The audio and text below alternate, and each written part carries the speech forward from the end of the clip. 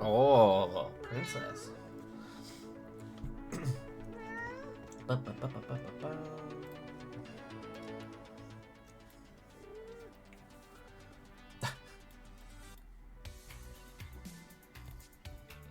Boom! Hello, everybody. Oi, Zell, welcome in. Cool cat.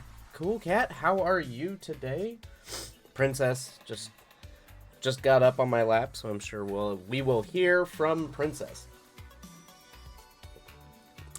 The kids are asleep. Different Cool Cat. Oh, yeah. We got Cool Cat and we got Glitch Cat. All the cool cats are here today.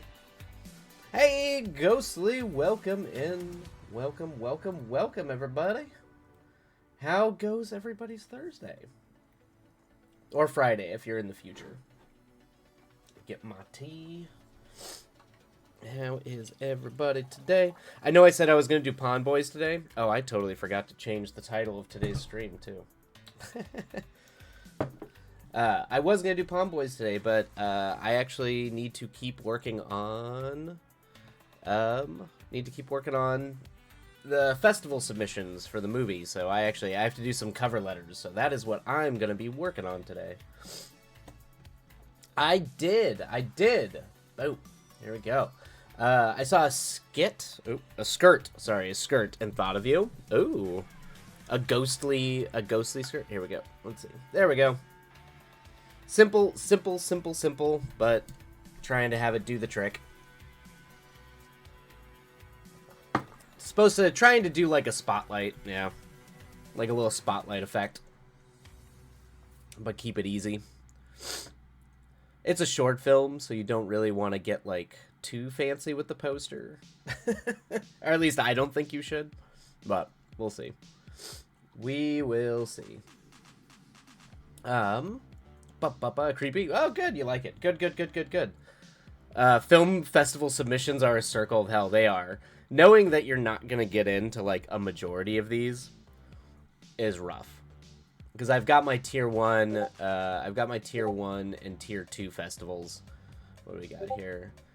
Fantastic Fest, Scream Fest, and Telluride are my tier 1s. So those are the big ones. Those are the ones that like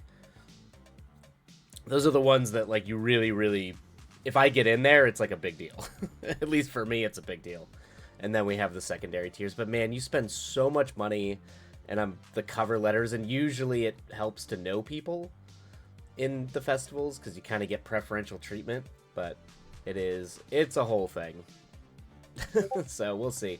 We will see. I'm not holding out hope for the top tier, but I'm hoping at least Popcorn Frights, and I'm pretty... I mean, I could say this now and then not get in and just be sad, but I'm pretty sure I can get into the Lovecraft Festival in Portland.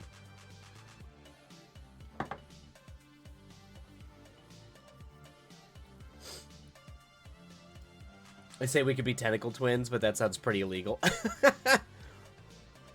Oh, let me see. Let me bring up I'm assuming you posted it in Discord. Oh, dear.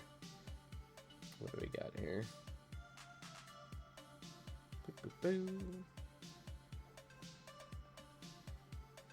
Oh, that's a really cool skirt.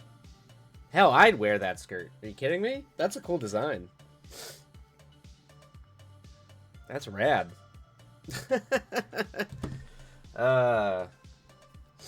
It does indeed, but we'll tactfully gloss over that. Yeah, that's funny enough, that's what my my art director on the movie, that's like her main business, is doing like tentacle jewelry and tentacle themed things. So gotta love the glamour tentacle nonsense. It's good stuff, and sells really well, shockingly. Like, I guess I shouldn't be shocked by that fact, but boy, it's that stuff sells really well. In a weird, more in like a very glammy, glitzy, colorful, almost anime queer way. It's very like. It's not like, I mean, she does, like, little monsters, like, cute little monster type things, or, like, particularly after she worked on the movie, and we worked on the movie together, she did a lot of, like, kind of, like, more barnacle looking monster stuff. But yeah, it's very cute slash gloss, like glitzy. It's her business is called Killer Tentacle Octopus, and like obviously she sells on like Instagram and Etsy and all that kind of stuff. So you can, if you want to check it out, you can go look at it. But it's not like creepy monster tentacles. Like she does do that a little bit. Oh no, not a character. No. My art director, the person who did a lot of the monster design and art director, that's what she does.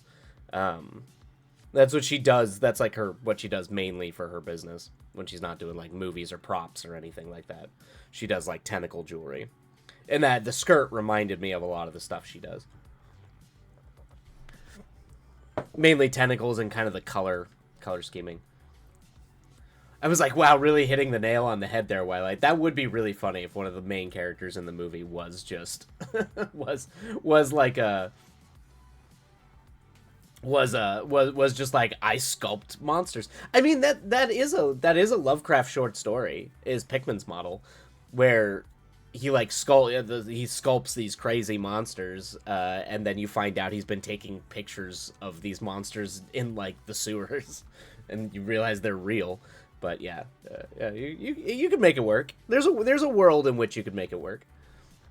Instead of wholesome monster tentacles like me. I mean, wholesome monster tentacles are delightful as well. Wholesome delight. What about a tentacle monster that sculpts humans? I think you could argue in a certain metaphysical way that that's kind of what Cthulhu does. Exactly, Cryptid. That's what a Del Toro film, 100%. They're all wholesome, romantic monster movies. It's actually why I don't think. It's why I don't think Del Toro. I think the design in Del Toro movies would work for like a Lovecraft adaptation, but I don't think his sensibilities are really with. If you want to try to do like like really lean into the cosmic horror and the kind of, he can't do nihilism. Like the sort of like hard, cold, material nihilism. He's too romantic. He's a romantic filmmaker. He always has been. That's the problem. I've never seen anything Lovecraftian or read anything other than broad strokes for tabletop gaming. There's many things that are quote unquote, like, if you're leaning, depending on what people mean by Lovecraftian, you can mean like the general overall cosmic horror genre, the sort of like idea of an uncaring universe, that kind of thing, with like alien entities that are actively hostile or mostly indifferent to human beings. Or you could be like the sort of more pulpy, kind of like weird sea monster people and all that kind of stuff. I gotta go cook dinner in a sec, but first I need you all to feel as old as me. Sorry, this is what the price of friendship is.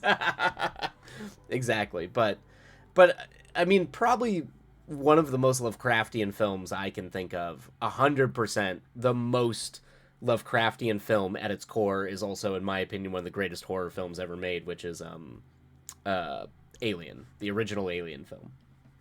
That is more Lovecraft than any adaptation of like a Lovecraft actual story in terms of what he's trying to get at. You could argue The Thing too. John Carpenter's The Thing would be a really good version too. Yeah. Oh no, the kids are asleep. Not The Thing, huh? The Thing works. Yeah, LOL, high five. Yeah. The Thing works because I think The Thing also pulls a lot from like at the Mountains of Madness, obviously, because that takes place up in the frigid cold, and investigating this old alien civilization where the Thing is this crashed spaceship and it can like merge.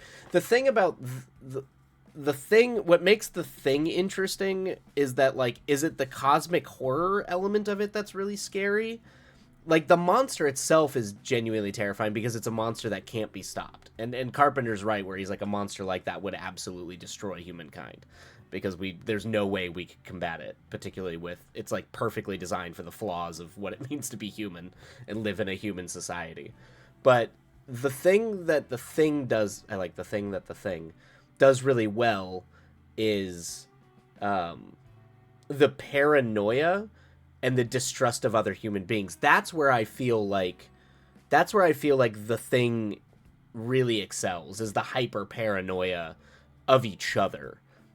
That way, that we could, at any moment, So in that way, it's like, it's a good Lovecraftian movie because of the weird space creature and like the body horror elements of it. But at its core, I think it actually is a much more like interesting take on just like human paranoia, where Alien digs deeper into the fear of like the sort of black hole at the center of the universe. This gigantuan structures that we have no comprehension of their meaning, that are never explained, excluding obviously the later Alien movies, but just they're never explained. It's just these strange mega structures, and they have this strange like this infant's like this perfectly designed creature to kill you. It's the other that it's like the perfectly designed other to come and kill you. At least that's my take. Sam Neill bringing the horror in the combo. Yes, that's true. The kids are asleep. And the Mouth of Madness, even though it pulls a lot from like Lovecraft in terms of like the old ones and all that, I actually think the Mouth of Madness is one of the best comedy horror satires of Stephen King and Dean Koontz novels. That's like my take on that. So, and both those movies are incredible. Event Horizon's a fantastic film too. Then I realized the proofer has probably never heard of Iron Maiden, and now I've become the Crypt Keeper. Wait a minute, the proofreader doesn't know the band Iron Maiden? Oh, okay. I understand why you posted that we're old. Oh no, they don't know Iron Maiden. Iron Maiden, they're still dropping records, aren't they? Wait a minute. Iron Maiden is still making music. I'm pretty sure. The Crypt Keeper is that dude who would like introduce old horror movies. Like, oh, Ghostly. Yes. The Crypt Keeper is from Tales from the Crypt. And it was like the old horror short stories. Yep. The Crypt Keeper. Yeah, she would like, rise up and like, yeah, that's the Crypt Keeper. I had to explain to a student last semester who Kurt Cobain and Nirvana were. Oh, Azel. You had the... Yep. I remember my dad... Yeah, college kids. I mean, college kids were born in the 2000s. Like, they weren't even born in the 90s now. So that makes sense. It kind of makes sense. Like, Nirvana, it's like I didn't know Nirvana when they were still a band. I obviously knew them after Cobain's death, but I obviously it was still enough that I knew who Nirvana was, obviously. But if you hear a distant banshee wail, that's the sound of my soul leaving my body. Yeah, for sure, Cryptid, for sure. But do they but do they know the line "I listen to Iron Maiden, baby" from Teenage Dirtbag? You would hope. Ghostly, Cryptid has a thank you, thank you, Ghostly. Yes, I often feel as old as the Bag of Bones. Yeah, me too. Remember the tweet that came out after Post Malone did the song with Ozzy, and that tweet was like, don't know who Ozzy is, but Post Malone is going to put him on the map? Well, you remember the big thing that happened with Tool and Taylor Swift, right? Where Tool dropped that last album, because it took them 15 years, like the psychos they are, to drop a new album, and it like replaced Taylor Swift, and people were like mad and they were like, no one knows who this is. Like, oh man, you have no idea who Tool is. That's a unique thing. All the Taylor Swift fans, or the young Taylor Swift fans, I assume. Just the ghostly as Twilight sighs at the youth. Yeah. I'm glad you at least know who the Crypt Keeper was, or had a concept of who the Crypt Keeper was. That Tales from the Crypt was like a big thing for me as a kid.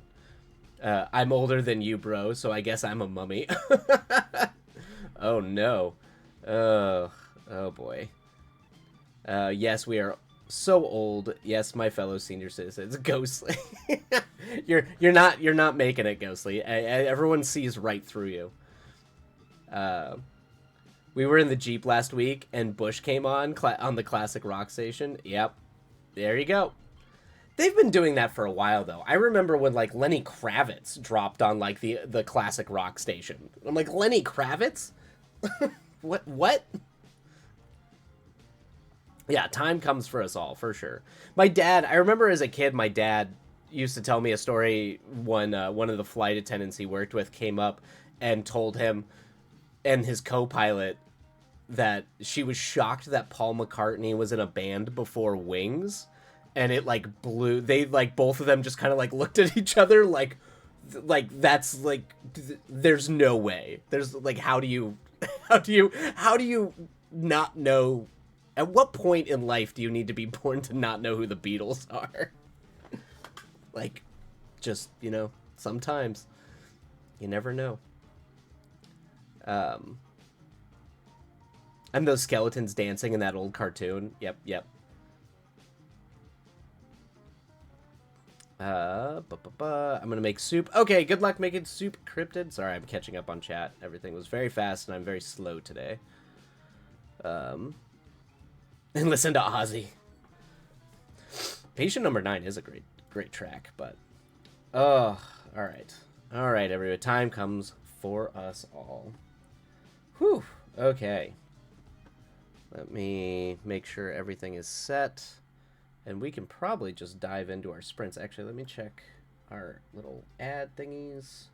Boo, boo, boo.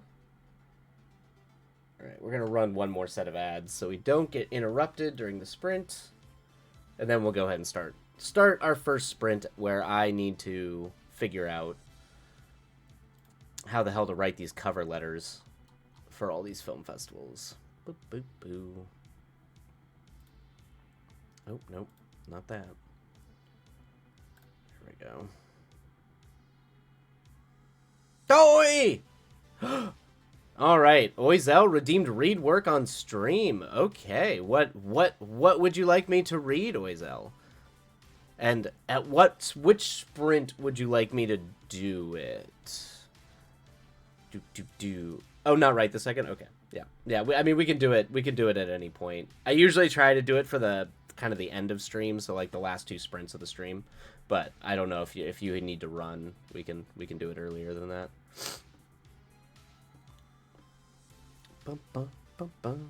And I can I guess just drop it in the Discord. Ah. No, you're fine.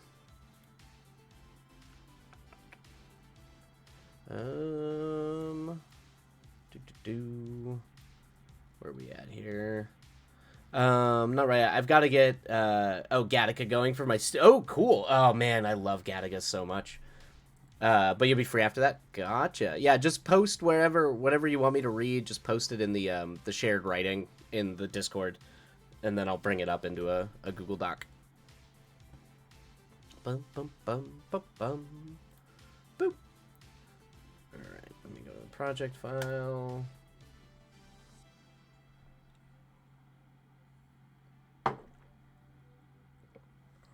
All right, let me. Boop, boop, boop. I'm gonna let that I'll mark that complete once we get to it. Ooh, all right.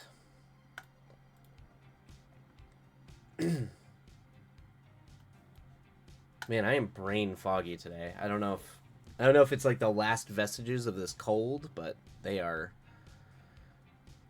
I am definitely feeling foggy. I need more caffeine.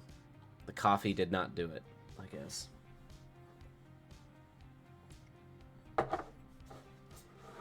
Okay. All right. Ads are over. Why don't we dive in and do a sprint, everybody? Boo, boo, boo.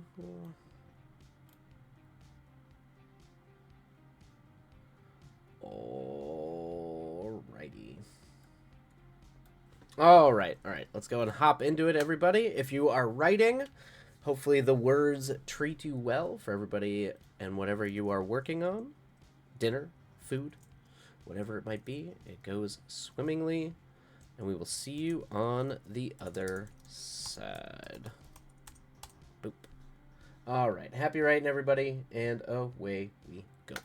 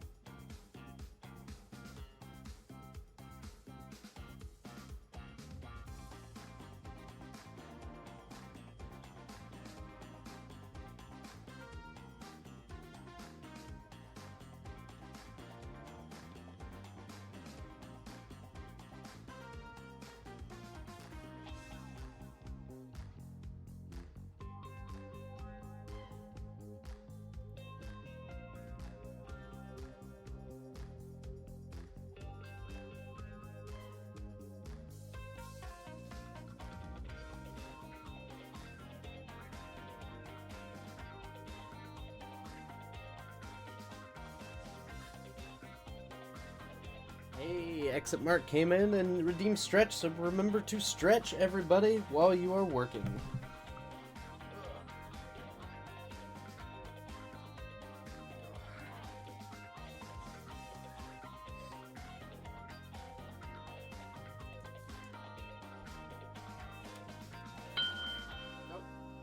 And just like that, that's the end of that sprint. Welcome in, Exit Mark. How have you been? How art thou? Doing well, doing well. Let's start the down timer. Okay. Bum. All right. Let me bring the music down here. Just a second. Doop. Ba. But yes, how are you, Exit Merc? How have you been? We're doing all right. I'm working on cover letters for film submissions for the film that I'm submitting this year. So that is what I'm working on. So no words for me today. But, but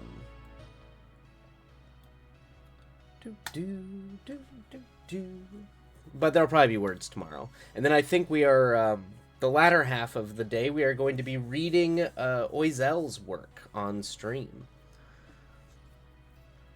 I have discovered the answer to my problem, and it's procrastinating. Yes, that is... Ghostly, that is universally the problem. For, I believe, all of us. I mean, I'm the worst procrastinator imaginable, I imagine. That's just how I work. I've had to incorporate procrastination into just my overall working schedule.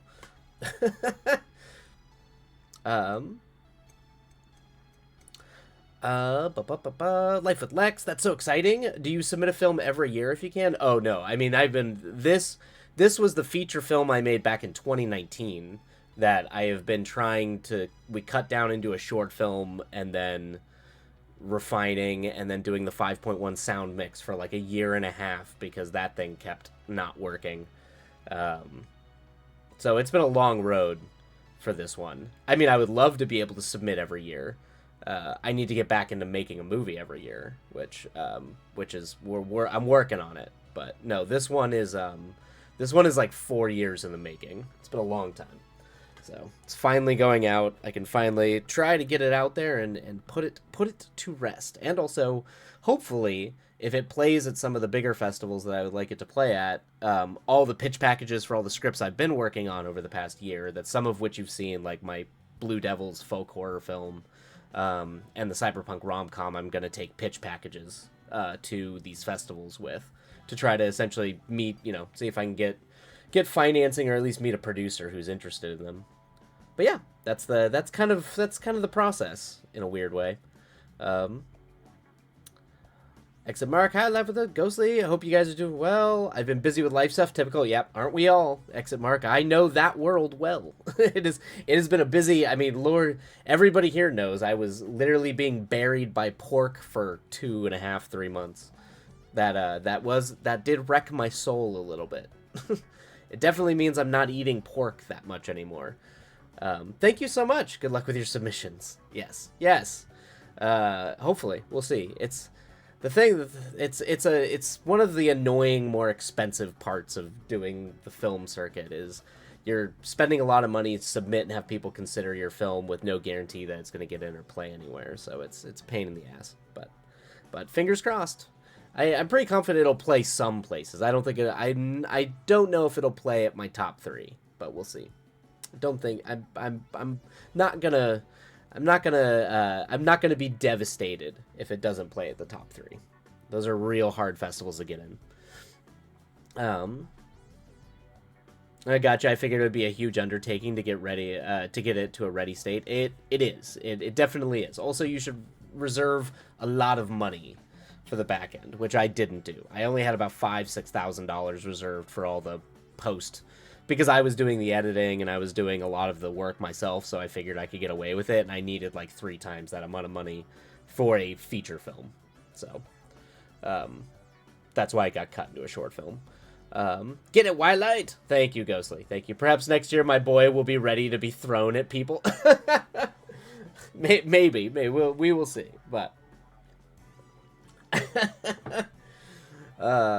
I definitely think some of your work should be submitted, Ghostly. I absolutely think that some of your work should be submitted to some online magazines or short story collections, because I think your work is pretty strong. The goal for procrastination is finding another project to oh, no, not my... Oh, I see what you're saying. Oh, you're Virgil. Yes. We'll see. Maybe Virgil. I know. Virgil's your boy. Gotcha. Yes. I don't know if... that script needs a little bit more work. I don't know if people... That might be a next year I pitch that project. I also... Horror westerns can be real hard sells. Now, if I do get into Telluride, I might consider trying to get an answer to that script quickly, because I feel like if I go to Telluride and there's a lot of producers out there, they might be more interested, like a horror western, since everybody's trying to bring westerns back. As much like those folks are trying to bring westerns back. But Life with Lex, that is good advice, and actually kind of what I do. I tend to procrastinate working on things that I'm like, I don't know, or I'm kind of unsure about, and then, yeah. I mean, this stuff needed to get done, but there's a reason why I've been, like, doing this instead of Pawn Boys. It's because I'm still, there's some things in the back of my brain that are percolating that I'm still figuring out with Pawn Boys, so I'm like, well, I should probably be getting this done. Since the later I submit, the more expensive these things get, so at least I'm trying to get something done while I writing. Submitting something to a magazine is one of my major goals for this year. Awesome, Life with Lex. That would be huge. I think you should. I've only been published in the one with the gothic romance I wrote. But I absolutely think it's worth trying to submit your work as often as possible. If you can. Even if you don't think it's perfect or it's bad, I wish I had gotten in the habit of just throwing my stuff at festivals. And the few festivals I've submitted to in the past, I've submitted to a few when I was in college with college short films and otherwise, I don't tend to have good luck. I don't get into them very easily, and I've only played in a few, and a long time ago. But I do think, I wish I had gotten in the habit of just doing it more, like throwing them out there more.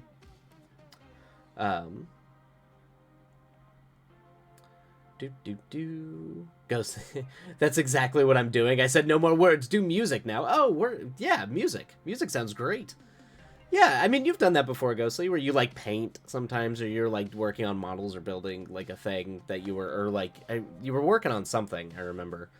It was kind of relevant, but I absolutely think that, yeah, shifting gears to a different type of art is really helpful. That's useful. And good that you can be, multitask like that. The early advice of writing crackfic of your project is real, though. Yeah, it's fun to procrastinate on your current with your current project. Yeah, if you can do it, that's pretty fun. What I actually have I actually done anything? That's a different question. Gotcha, Lex. Yep. Kids are asleep till hell won't have it. We were told in a workshop. To start at the top and keep submitting until you run out of options. Yep, that's yep. Which is terrible because that's so expensive. That's such an expensive thing to do, particularly with film festivals. It's oh god, because usually it's at least like minimum $5 to $10 per festival. Usually the big time festivals are between 30 and 60, so it's so expensive. But you gotta do it.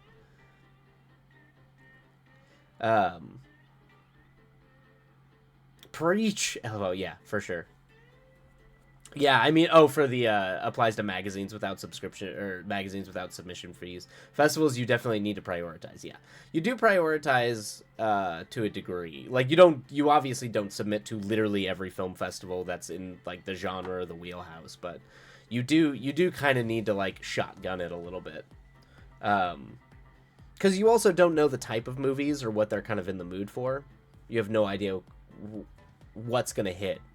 And lots of times that's dictated by things outside of your control. So if they have a film coming in by someone who's close with the festival directors or a sort of bigger name, they'll usually bring those in because those bring the crowds, and then they'll curate around it.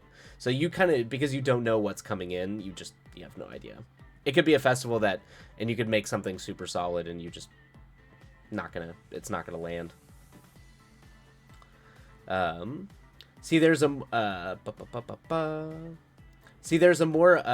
morbid set of the Ghostly that just wants to hoard all her work in trunks and drawers, then leave my current life, go somewhere I am entirely unknown, and then die in the street. What?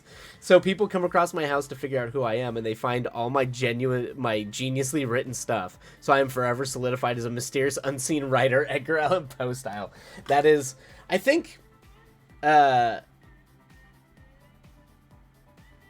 mean, that's definitely a strategy for sure. You know, Ghostly, I think when I was in high school, I definitely romanticized that element a little bit, where I'm like, I'm going to just be a person who never shares any of my work and keeps it all tied away, and then I'm gonna die poor and sad and alone, but with like life-changing works of art that will shatter the world's idea of itself. There's definitely like a romantic lens through that. Yes, I know that feeling. I did that. I absolutely was of that opinion when I was in high school, and I don't share that now. I'm amused by that, but I definitely don't share that opinion now. Now I'm much more of the blue collar working man filmmaker, where it's like, man, I just want to pay my bills, and like, let me just pay my bills. That's all I need. I don't need to be rich. I don't want to be famous. I don't want any of that. Can I just pay my bills, doing the weird little movies that I like. That's all. That's all I want. I'm just now seeing the work timer is 40 minutes. Then it used to be 30, or I'm finally losing. No, it used to be 30. I changed it to 40 for when I was doing, like, Pawn Boys. When I was doing, like, actual screenwriting on stream, just because I need the extra time to kind of get into a flow. And I just didn't change it back for anything off stream. I don't know if it bugs people, but it seems like everybody kind of, I don't know. Seems like people don't mind the extra 10 minutes, but if it's like making everyone insane, let me know. And I can turn it back. But I do pride myself. I do pride myself in the productivity angle of this stream. Super mega awesome focus work time, LOL. Yeah. Yeah, exactly. This is the you're going to spend half of it fighting with your ADHD time. Ghostly has yet to have her dreams and ambition crushed by society. That's I hope they never are, Ghostly. That's the thing, is I hope they aren't. I mean, in a weird way, I guess my dreams and ambition haven't been crushed. They have been curated by society a little bit, but they have not been completely crushed. But I hope they're not crushed, Ghostly. I definitely hope they're not crushed. But I can definitely tell you some stories about why I don't glamorize or romanticize the sort of poor working artist lifestyle. Because society does really bad things to poor people, and it's brutal. It's really brutal. It is not fun. It is not fun. It's not endearing. It literally breaks your soul. If you've spent any amount of time in deep poverty, or just or near homeless, if not homeless. I too hope the manic fire in my veins never dims. May we all be fueled. That is what it's about. It's about being fueled, fighting against the entropy of society. Because society, like, generally the world does not, artists are weirdos, creators are weirdos. Don't let the fire die. If that's probably the only real advice I think anyone could probably give you, is just don't let the fire die. As much as, life can get you down. You gotta keep that fire alive.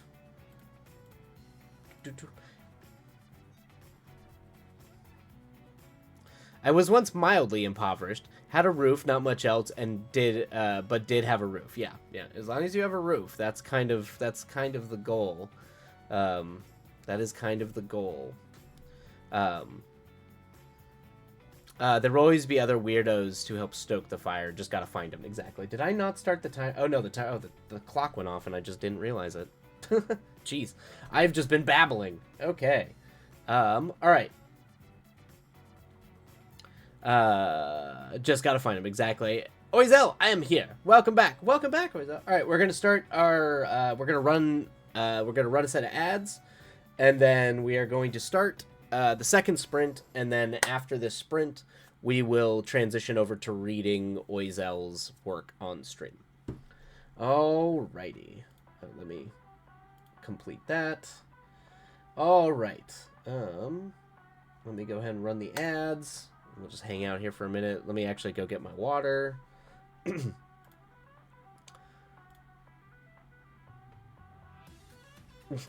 Let's just light it on fire. Let's go. All right. While ads are running, I'm going to go restock on water. And oh, man. I think the worst part about having a cold is even when you feel better, it's just the lingering elements of it. I can tell I'm clearly having like drainage happening because I'm just the cough and the snot is not stopping. All right, I will be right back, everybody.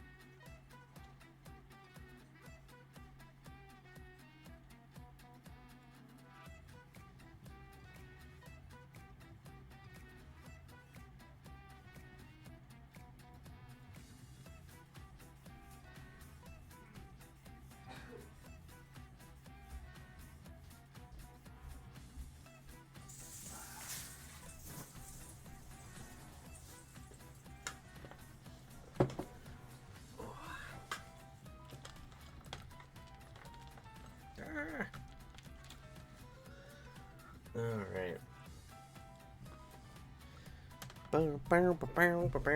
I have been left. It's always pleasant when the cats vomit and leave you a cat vomit treat right in the middle of the walkway. Like right there. Oh no, ew, not the cat vomit. Yeah, yeah. I mean like the hairball cat vomit, but they always leave it like right. I have like a narrow walkway between my bookshelf and my dresser that like exits the room. It's like a path. That's always where it's like it inevitably will step in it if I don't see it. And a lot of them are ninja vomiters too. They don't make a lot of noise. Especially that one.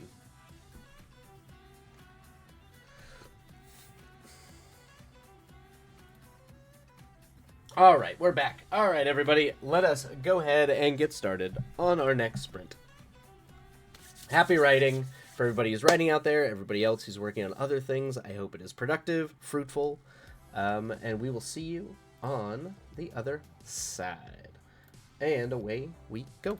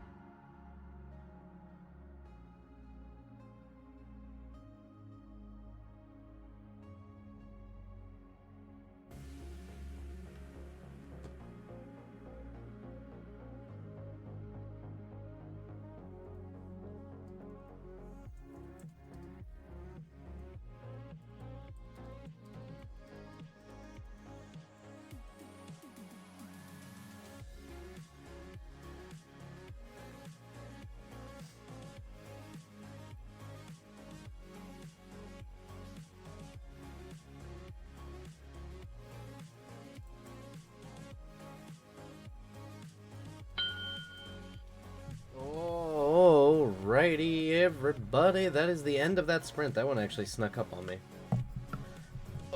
One away. One of these cover letter things away, which then I have to send off to my executive producer, so we can read these and make sure they're not embarrassing before I submit them off.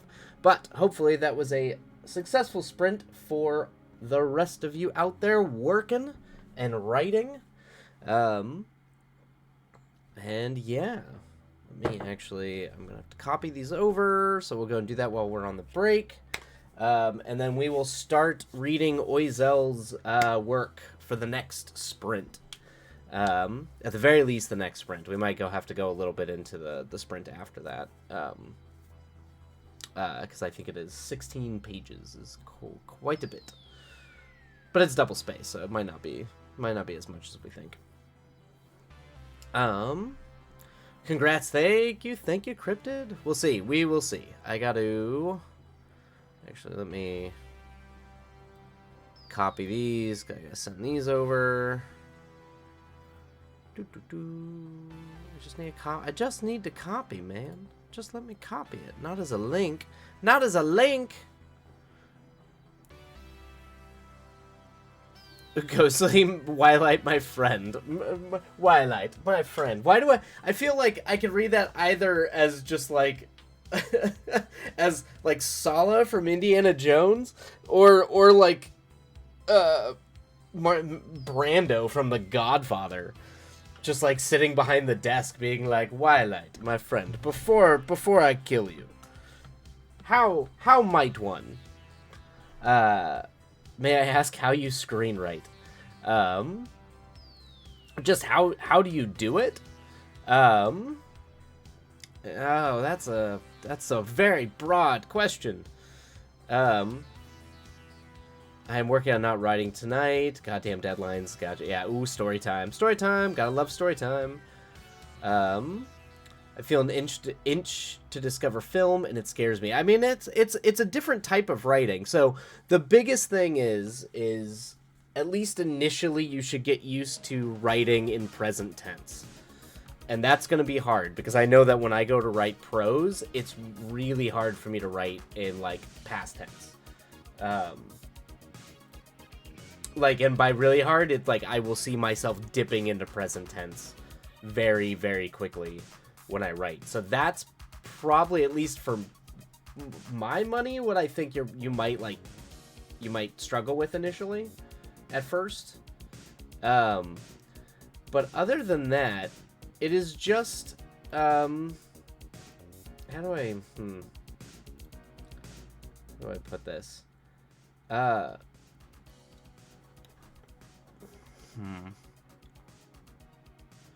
You can write prose in present tense. Anyone who tells you otherwise is patently wrong. Yeah. I do know that, when I was looking at submissions for the Pulp Fantasy places I'm trying to send my Pulp Fantasy, they explicitly want it in past tense. They actually call that out. And I'm assuming that's because of just the Pulp Fantasy literature style. They wanted to kind of conform to the Robert E. Howard stuff. But no, I mean, I got my Gothic romance into a submission, and that was written in present tense.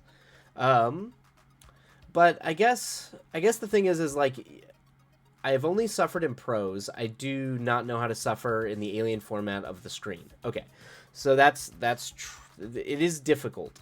Is there anything I need to keep in mind as far as scene laying goes? I know writing camera angles are a frowny no-no.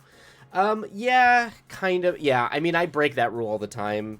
As a writer-director, I'm kind of allowed to. And it's not always a no-no. If it's important to the story, like if you need to specify, like if it's a spy film and someone's like swapping something from someone's pocket to it, you it's okay to be just like that, you're trying to be subtle about how it is. Like you can write like close up, hand sliding thing in the pocket kind of thing.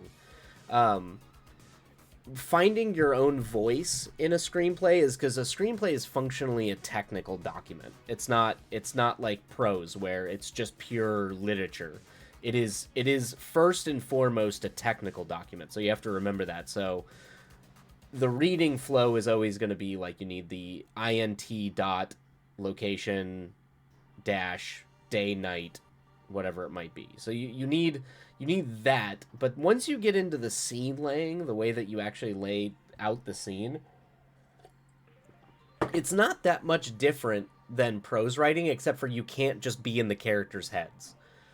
That's it. You just need to describe what is happening as it's happening in an exciting way, but in a way that also makes sense, that someone can very easily visualize what is happening.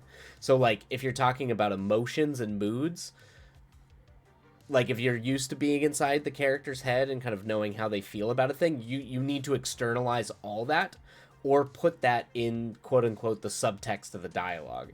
And if you write the way that they're feeling just in the dialogue, they're going to yell at you about that too. That's generally, you can do it, but you don't really want to do that, because people don't tend to talk. I mean, unless you're weirdos and artists, like, because I tend to just say what I'm feeling a lot. Like I just naturally, I don't tend to dodge around my that way. But a lot, when you listen, like if you listen to the way people talk and what they're saying, they're usually not talking directly. And that's kind of the number one thing you learn about writing dialogue, is that people kind of don't always say what they mean, and then you need to use that for dramatic effects when you're constructing a scene. But you already kind of have a natural ability in your prose writing to construct dynamic scenes that have drama, so I don't think structurally you need to do much else there in terms of how you conceive of scenes. I think you might. What I think you should do is try to write something very simple and short. So like write just a scene in a screenplay format, and then I can help you kind of construct, okay, here, just give you some pointers about that. But I don't think, don't try to do anything massive. Just like write something stupid and simple, and try to like, and have it like be like, I mean, there's like ways of doing it, but like two people in a room doing something goes wrong and they have a problem. There's a problem. Two people, room, problem. Just do that. And just very simply write that out. And then doing that, you'll kind of learn technically how to write a screenplay without feeling like you're overwhelmed or that you're spending way too much time trying to like hack it. And then we can go from there. Yeah, all first efforts are yikes. Exactly, Ghostly. Is there anything I need to keep in mind as far as scene laying goes? I think the way you construct scenes is generally okay, so don't worry about that too much for right now. Because the number one rule with screenwriting is people get in their heads about like camera angles, how to like structure things, and it's like, just tell the story. That's all you need. Once you learn how to tell a story, half the battle you've won. It's actually why a lot of book writers and prose writers can make a transition to screenwriting a lot easier than I think certain types of screenwriters can make. I've noticed people who can't write screenplays very well don't necessarily do well writing prose. But the other way is true, because writers know, like successful writers, prose writers know how scenes work. And you've already won that battle. So I think in terms of the way that you write, the only thing you're going to need to maybe tweak is your quote unquote ins and outs. Essentially, you come into a scene as late as humanly possible and you get out of a scene. And as you slowly write it, you'll kind of start to intuitively understand how the language of film can be used differently and give you different outs and ins than just prose would in that way. I will blatantly disregard 1/3 of that. Okay, gotcha. There you go. I have the vaguest of ideas. I did actually write a scene once. I do not think it went well. Don't worry too much about it going. Just write a scene. It's gonna be fine. I don't think you're doing as bad as you think you are. So we shall consider this the true first attempt. Yeah. It's strange. It is strange, but very quickly, I think you'll kind of learn. You'll be able to hack it. It's just the tense stuff that's probably going to throw you more than anything else, and maybe not describing their emotions. Because prose writers, I have seen when they write screenplays, they'll be like, she felt like this and such and had this emotion about that. I'm like, I what? Like, you can't. It's visual. I can't see that. You can write that maybe as a side note for an actor to then have to figure out how to express that on the screen, but that's going to be the big thing. The formatting, I think, yeah, don't worry too much. Formatting is easy. You'll learn formatting in time. Don't worry about formatting, Ghostly. I've read screenplays that are not formatted well at all, and I get the general gist, and usually they're really well written screenplays. Formatting is the last thing you should worry about. Do not let the formatting be the one thing that stops you. I get so lazy in screenplays, letting all my dialogue in the white room flag. yeah. That's sometimes you can do that. It's really funny too when you do that, and you have this like grand monologue. There's a famous story about Harrison Ford doing it, where in Air Force One he had this grand monologue in the script. It's a really well written, beautiful monologue, and Harrison Ford apparently told the writer, "This is a great monologue. I'm not gonna do it," and the guy was like, "Why aren't you going to do it?" And he's like, "Because I can do this with a look." And you're like, "Oh shit, yeah, it's Harrison Ford. He actually could just look at a camera and all the information in that monologue will be just conveyed in his look. And he can do that."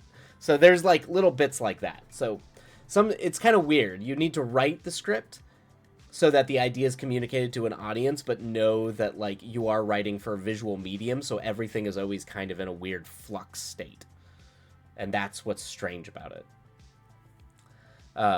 Believe it or not, Ghostly has written a grand total of 1 paper in her academic career. Really, Ghostly? I mean, that's cool. I mean, you know how to do it. Don't ask how. I am an anomaly. Right. Format is a no-no in Ghostly land. Format's a good thing to learn eventually, Ghostly, but I think you're fine. I think you will figure the screenplay format out. It's not difficult. You will figure it out. And Cryptid is absolutely correct. It is all loosey-goosey. Like, I mean, the Oppenheimer screenplay was written in first person. It was like the screenplay is not even written in past or present tense. It's written in Oppenheimer's point of view. So like when like a script would say Oppenheimer looks down at the paper in front of him, he is writing it as I look down at the paper in front of you. Yeah, and Ghostly, you have like my scripts in the Discord. You can literally look at my scripts in the way they're formatted and just copy it. All you need is just a template of some kind, and you're all the way there. Let's see. It's all loosey good. Truly worth 1,000 words. Yep. That's impressive. I wrote so many. I mean, I wrote a ton. I was a philosophy major, for God's sake. I wrote a million. So much can be achieved quickly and easily on screen that takes 100 words on paper. Exactly. The kids are asleep. Exactly. Just have fun with it. That's the #1 rule. And yep, always L. Templates. All templates. Always templates. I famously wrote one for my horrific major authors professor that was 2 pages under minimum. When he said he wouldn't accept it, I told him if he could find where I could add them without making it worse, fail me, and he gave me a B. That's a great rhetoric, Cryptid. Well done. Well played. I do like famous retorts to asshole professors. I was an English major, so many papers. Yep. I think a lot of the English, a lot of... Cryptid, not impressive, I am merely a hustler. Ghostly, some of the best artists in history are hustlers. No shame on the hustlers. I hated that man, and I still do. Sounds like the worst. Sounds like the worst teacher imaginable. Some teachers are just not great, yeah. I was gonna be like, yeah. I wouldn't even not take that. If I really was gonna be that much of a like stickler for page count, I would just be like, all right, well, it's under page count. But if I feel like you've been slacking in the paper, I'll fail it or whatever. Like I just don't feel like you would start off with, I refuse to accept this paper because it's barely under the minimum. That's not how good writing works. You weirdo. Some teachers are just not great. I work with professors every day at a majority suck. Yeah, That's why I wish like Oizel specifically. Every time Oizel talks about her classes, I'm just like, I wish I had those teachers, like you as a teacher, and those classes because they sound awesome and everything. Like I literally 80% of my professors were terrible. I had a great philosophy professor. Some of my philosophy professors, some of the best I ever had, but like a lot of the other ones were the worst teachers imaginable or just forgettable. I had teachers in high school English. I had a high school English teacher who consistently gave me C's on essay until finally my friend and I swapped papers to prove it. Oh, that's oh shit. Oh, that is ooh, the kids are asleep. That's a move. That's a power move. The expected occurred. Oh, hell yeah. Hell yeah. That's a destroy a teacher for who is not supposed to have preferences. That's crazy.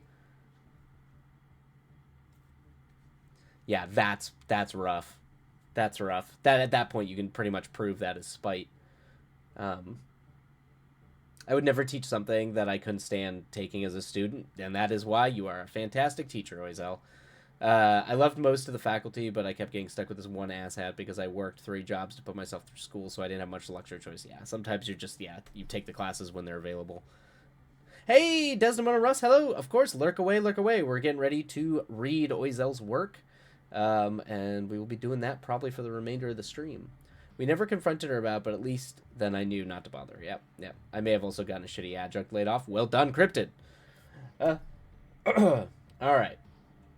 Okay, everybody. Let me bring this stuff up, and then we will go ahead and start our foray into Google Avenue. All right, let me boop. Do do do do do do do do do do do. Let me get rid of you. Bring you down. I have like way too many windows open everywhere. There we go. So, kill the Discord. Okay. All right, let me see. Okay, we're going to run an ad. I'm going to step away and use the restroom, and then we will dive in to reading this work. Enjoy your work, of course. Do love the lurkers here. As fans of cosmic horror, I do appreciate people existing and lurking about in the void. It is on point. All right. Okay, I will be right back, and then we will... Ooh, what just happened here? No. There we go. I was like, why did that happen? All right, we'll be right back.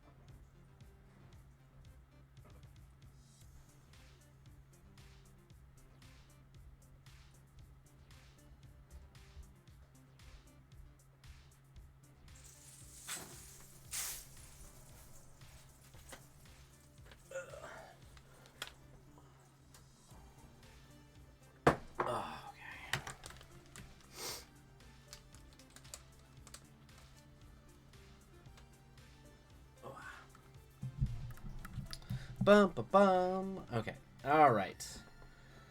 Let's see.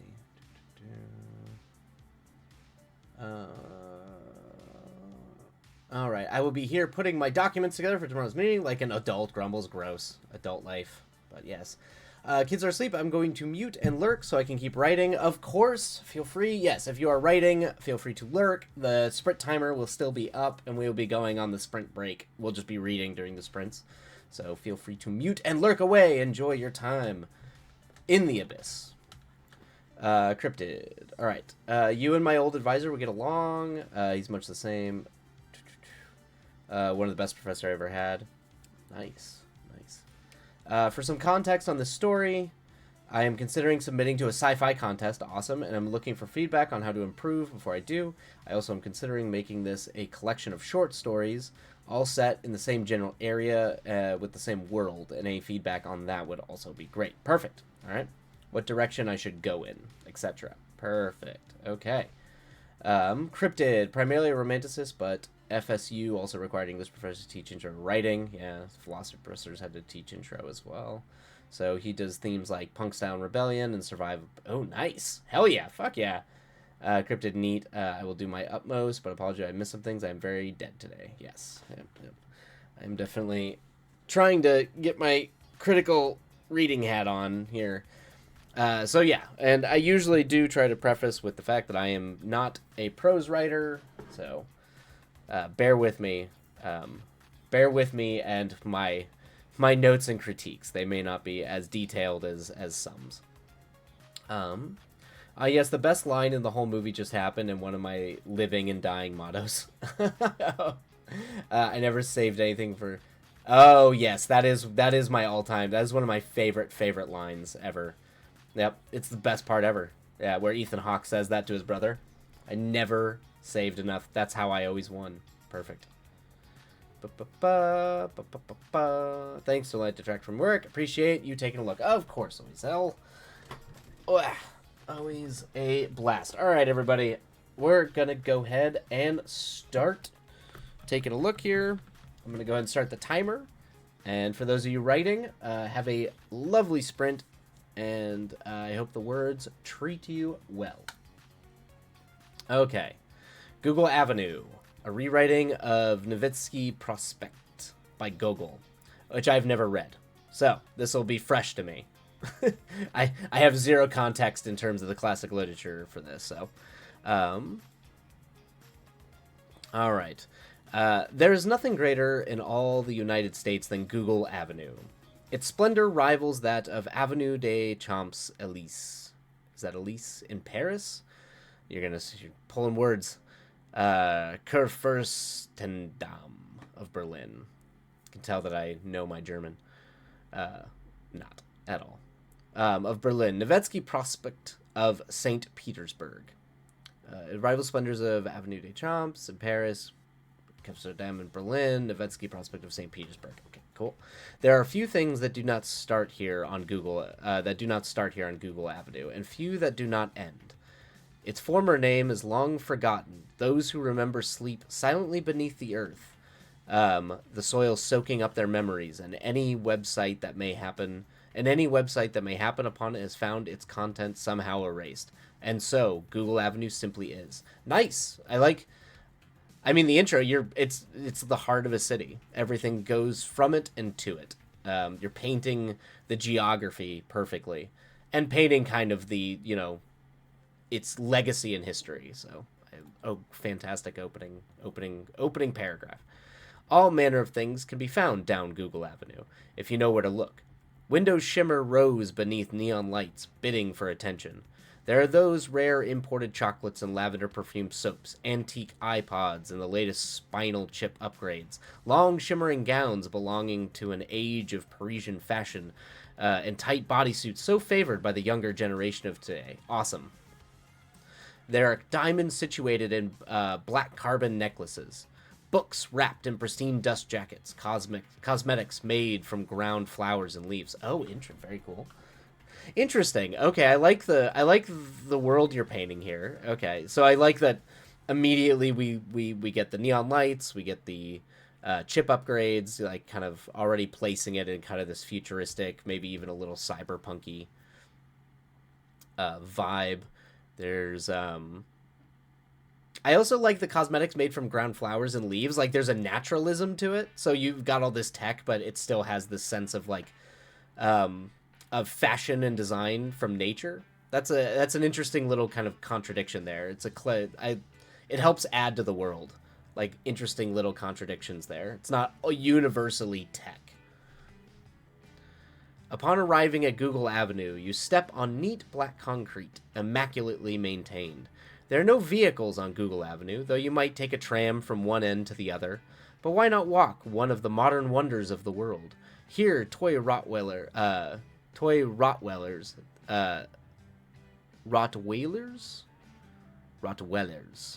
I guess if it's Y or Y, if it's spelled like my name, Rottweilers. Toy Rottweilers. They're the latest iPhone. Walk slowly and enjoy hubbub of everyone convinced that they have somewhere to be, barely sidestepping the street lamps as they fiddle their devices. They disappear down white stairs to the subway below, off to some life that is peculiarly like everyone else's. I like this. I'm really loving this travelogue opening. Oizel. This feels like more classic sci-fi, and I'm enjoying it. I'm enjoying it quite a bit. Google Avenue, as with all great places, has its seasons with the rising and setting of the sun. When the morning is bright, the sky of soft purple, and the earth covered in a fine fog, Google Avenue is quiet. Birds can be heard twittering as they begin to wake, calling to their kin for questions of food and birdlings. The first of the men and women with ties can be seen emerging and descending from and to the subway, already chattering away with their invisible accomplices. Interesting. Okay. Emerging and descending, from the subway. Cool. It's very much following the way that Nevsky Prospect is. Oh, got you. Which is a huge scene-setting introduction. I do like it. I like it, but it feels a little burdensome.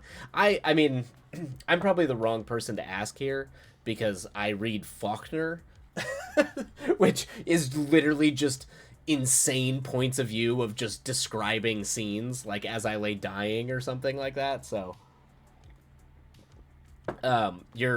it's not burdensome to me. Like, I actually like, to me, these are actually really interesting cinematic openings because I can visualize sort of like walking through a space that is yet occupied by a character. Now, I know some people in modern settings might say, like, explore all this from the character's point of view, but I actually feel like doing it this way sometimes feels like a better way to, like, you're just doing exposition, but the way that you're describing it is kind of like doing a delightful intro tour log instead of like we're following a character, but hold on, wait, I can't finish going through this character's like day flow state because you're dribbling in exposition all over the place to try to capture the same sort of vibe, and give us the information we need. And that's, I kind of just appreciate the commitment to, nope, here's the world. I'm just going to give you the world, and then we'll occupy the characters. I like that a lot more. But that's me. Same, I dig it, honestly refreshing, because yes, it's similar to the classical novel, but also imparts the without characters potentially flawed POV. Exactly, yeah. If you're trying to give an essence that then the characters will occupy. I mean, you see this done in shorts. I mean, the Dune movies do this. You have to with a world as robust as Dune, but like, you have these whole like intros about just setting and thing, and it's fine. Just let that be. Let that be an intro. We don't need to Christopher Nolan everything, where every long dialogue diatribe needs to have 9 points of exposition that we're going over. Like, it's fine. Just commit to the opening. The first of the men and women with ties can be seen emerging and descending from and to the subway, already chattering away with their invisible accomplices. They say that business never stops. And indeed, they never seem to, do they? These are the individuals who are stubbornly stuck in the middle class, unable to break the boundary of high society that disdains lackeys and those who do as they are told. Nice. Okay. Oh, we got some class. With almost Dickinson-y. We're gonna get some class commentary here before our wide crane camera slowly settles in on our characters. We're getting a little bit of a class commentary. Many novels used to do this, but too often folks get trapped in the idea of who is seeing this, what's the character. Yeah, and you don't need, if you don't want, if it works in the story, it works. I mean, we'll see broadly as we continue on, but I like travelogue openings. I don't think there's any, it's lacking in its literary power for whatever. I don't know when we decided that it did. As the sky begins to grow pale, yellow, the store lights flicker on one by one. Those forever indebted to high society's money have donned their preciously groomed blouses and shining shoes, preparing the wares as they have been charged with for the day. So you're preparing the wares that they have been charged with for the day. Oh god, okay, I see. Those forever indebted to high society have donned their preciously groomed blouses. Yep. Preparing the wares that they have been charged. Oh, got it. Mercantile. Got it. Derp. They patter up and down the aisles, straightening the displays, feeding the fish, reshelving the books. And their charges begin to arrive with their blouses and shoes. Nice. Nice. Always a fan of picking and choosing specific reasons to use italics. Soon all manner of clinking and clanging can be heard from the shops as the card machines are turned on. The supervisors bark orders to their managers, who in turn bark orders to the workers, and the workers comply quickly with practiced ease. On the sidewalks, the men and women in their ties are joined by those salaried delivery workers with packages for early morning drop-off, and the bakers have wiped clean their windows to advertise the delights of whole grain pastries and real fruit apple pies to hungry passerbys. Nice. Okay. I do like, it's interesting because this all feels very modern day. You've got like the sci-fi angle a little bit where we've got like chip things, but it's still like particularly the sort of like service worker style that we've got here is still it feels still like, no matter how advanced the tech is, we're still getting in this sort of cycle of you will always need essentially people for other people to lord over. that's the saddest thing ever. How do you not get replaced by machines? Because this person doesn't want to abuse a machine. They want to abuse a person. On the corner of Google Avenue, between Microsoft Tech Inc. and Fourth Hand Antique Books, a boy stands with his pitched cap and red bodysuit. New Google chip upgrade. Hook up here for your upgrade. He is charming with his small pink lips, and so people stop at the booth, allow him to handle their upgrades, and tip him an extra $5.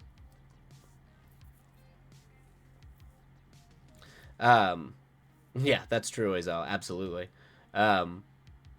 And tip him an extra $5. Those pink lips quiver as he looks up gratefully, as they walk away before turning to the street once more. Gradually, the sidewalks swell with people, and as the sun firmly sets in the blue sky, tourists snap their pictures and mend their wallets. There is heaving and sighing from locals on their way to elsewhere, and look here, see that, from those who can afford such vacations in today's broken world. Okay.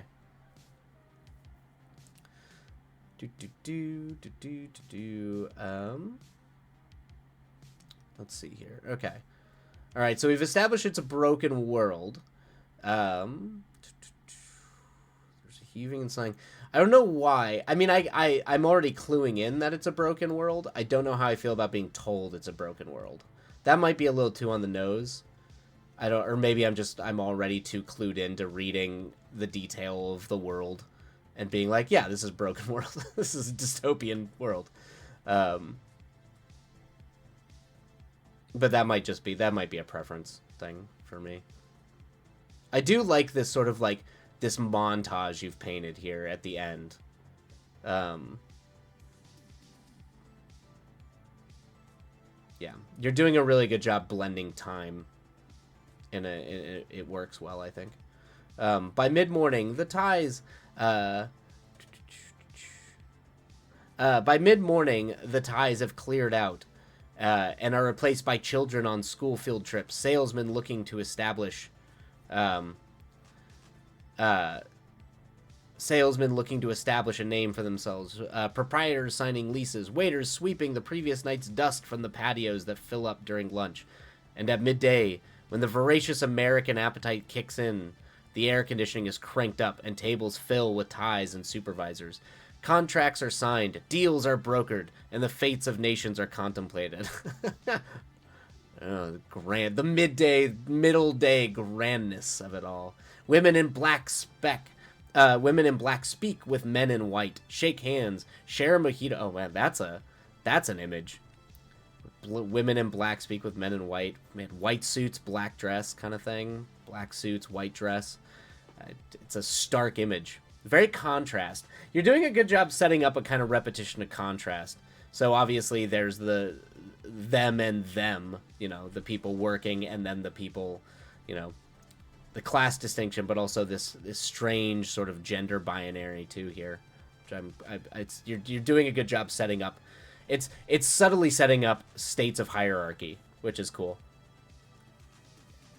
Women and that, I think that works with contrast. If you make really, really explicit contrast like that, you're automatically kind of delineating hierarchy, not necessarily power hierarchies, but it could be just segmentations in society. When white shake hands, share a mojito, and diplomacy is settled. Bodysuits are rarely worn in this crowd, except for the boldest of the lot, but even they are subdued and cover themselves with dark jackets and bright scarves. Lunches are finished. Dishes clatter. Pleasantries are exchanged. The waiter switches the expensive menus for the moderate ones. Oh, that's funny. Moderate ones, and the whole affair is over. That's interesting. I do like this seasons changing of the day, as well as the engagement with society. That these are multi-purpose facades designed to blend and meld with the attitudes and the status of those who come to occupy it in shifts almost, but keep classes separated or delineated, or segmented yeah. Mid-afternoon sees those managers and store clerks lunching in shifts, seated outside to feel the open air, dreaming of a life that will never be their own. And when those youth pass by in their yellow and green and purple bodysuits on their skateboards, the managers and clerks stare at them with a special kind of contempt that barely masks longing. That's a great line. I love that line. The shops bustle with afternoon activity, selling novelties and disguised junk, souvenirs from the country once called Greece, tiny handmade toys and handbags composed of the original Dell computer chips. Cool. Nice little touch. And we do like our nostalgia and our antiques. Laughter is easy. The afternoon slows to a crawl, and the managers and clerks continue to stare in contempt down Google Avenue. When evening arrives with the thud of the clock, it's on 7. The managers reshelve the books, feed the fish, straighten the displays, and patter up and down the aisles. The clerks count the money, lock the doors, and, as if a great snuffer had swept through the street, the lights disappear. The waiters swap out the moderate menus for the expensive ones, sweep the porch of afternoon dust, and the pastel lanterns pop on, gleaming sweetly for the evening crowd that has begun to convene. The men and women have traded their suits for smart bodysuits of dark green and red. Their sensible shoes for heels and boots. Their shoulders are exposed, and and they titter around whiskey shots and vodka-filled oranges. Interesting clothing change. I enjoy the constant clothing changes. I guess we do that today, but the constant clothing changes of status, as well as event. Having seen it all condensed in a day, it feels very like the Star Wars prequels, where we have different outfits for every scene, for every moment, every scene. Commodity. or commerce at its best. And then society descends down Google Avenue. They too are dressed in their bodysuits, these of gold and silver, rich purples and heavy blues, with long glittering trains sweeping behind them. The waiters pull out their chairs, compliment the dark jewels, offer only the finest wines. Diamonds and sapphires are studded around their necks and wrists, as they laugh as only the rich can laugh.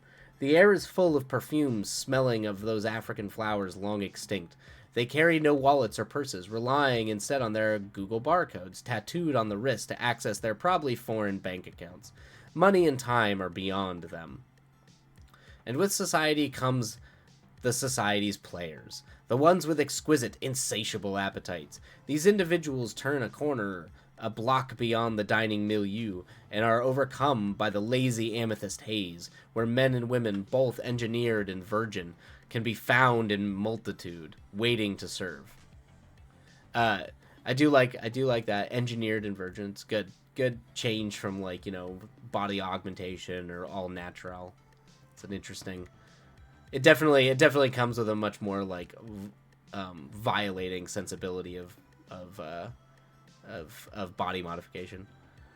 It is here beneath the clouded lights and the smell of dew clinging to concrete that Farron Clower and Armand Brostis were casually walking, talking, taking in the modestly decorated exteriors of the various houses. Farron pointed to one covered in vines and smirked. And that one is where my father visits when he returns home from Europe. Ugh. There we go. Already dropping the, I've been to Europe, you know. When I was in Europe. Armin raised a delicately shaped eyebrow. Have you ever been inside? I have not, Farron cried indignantly.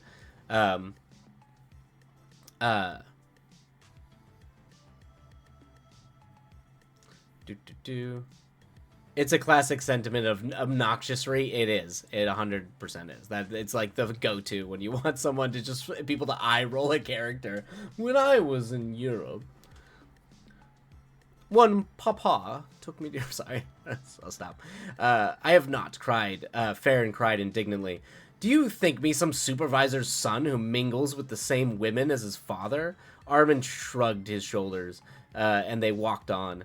Down another block, they came upon a small house, yellow and blue, with copper scone lanterns by the front door. Here? Armin suggested, and he opened the door for his friend. The foyer was empty and dark, and the two men stood waiting by the door.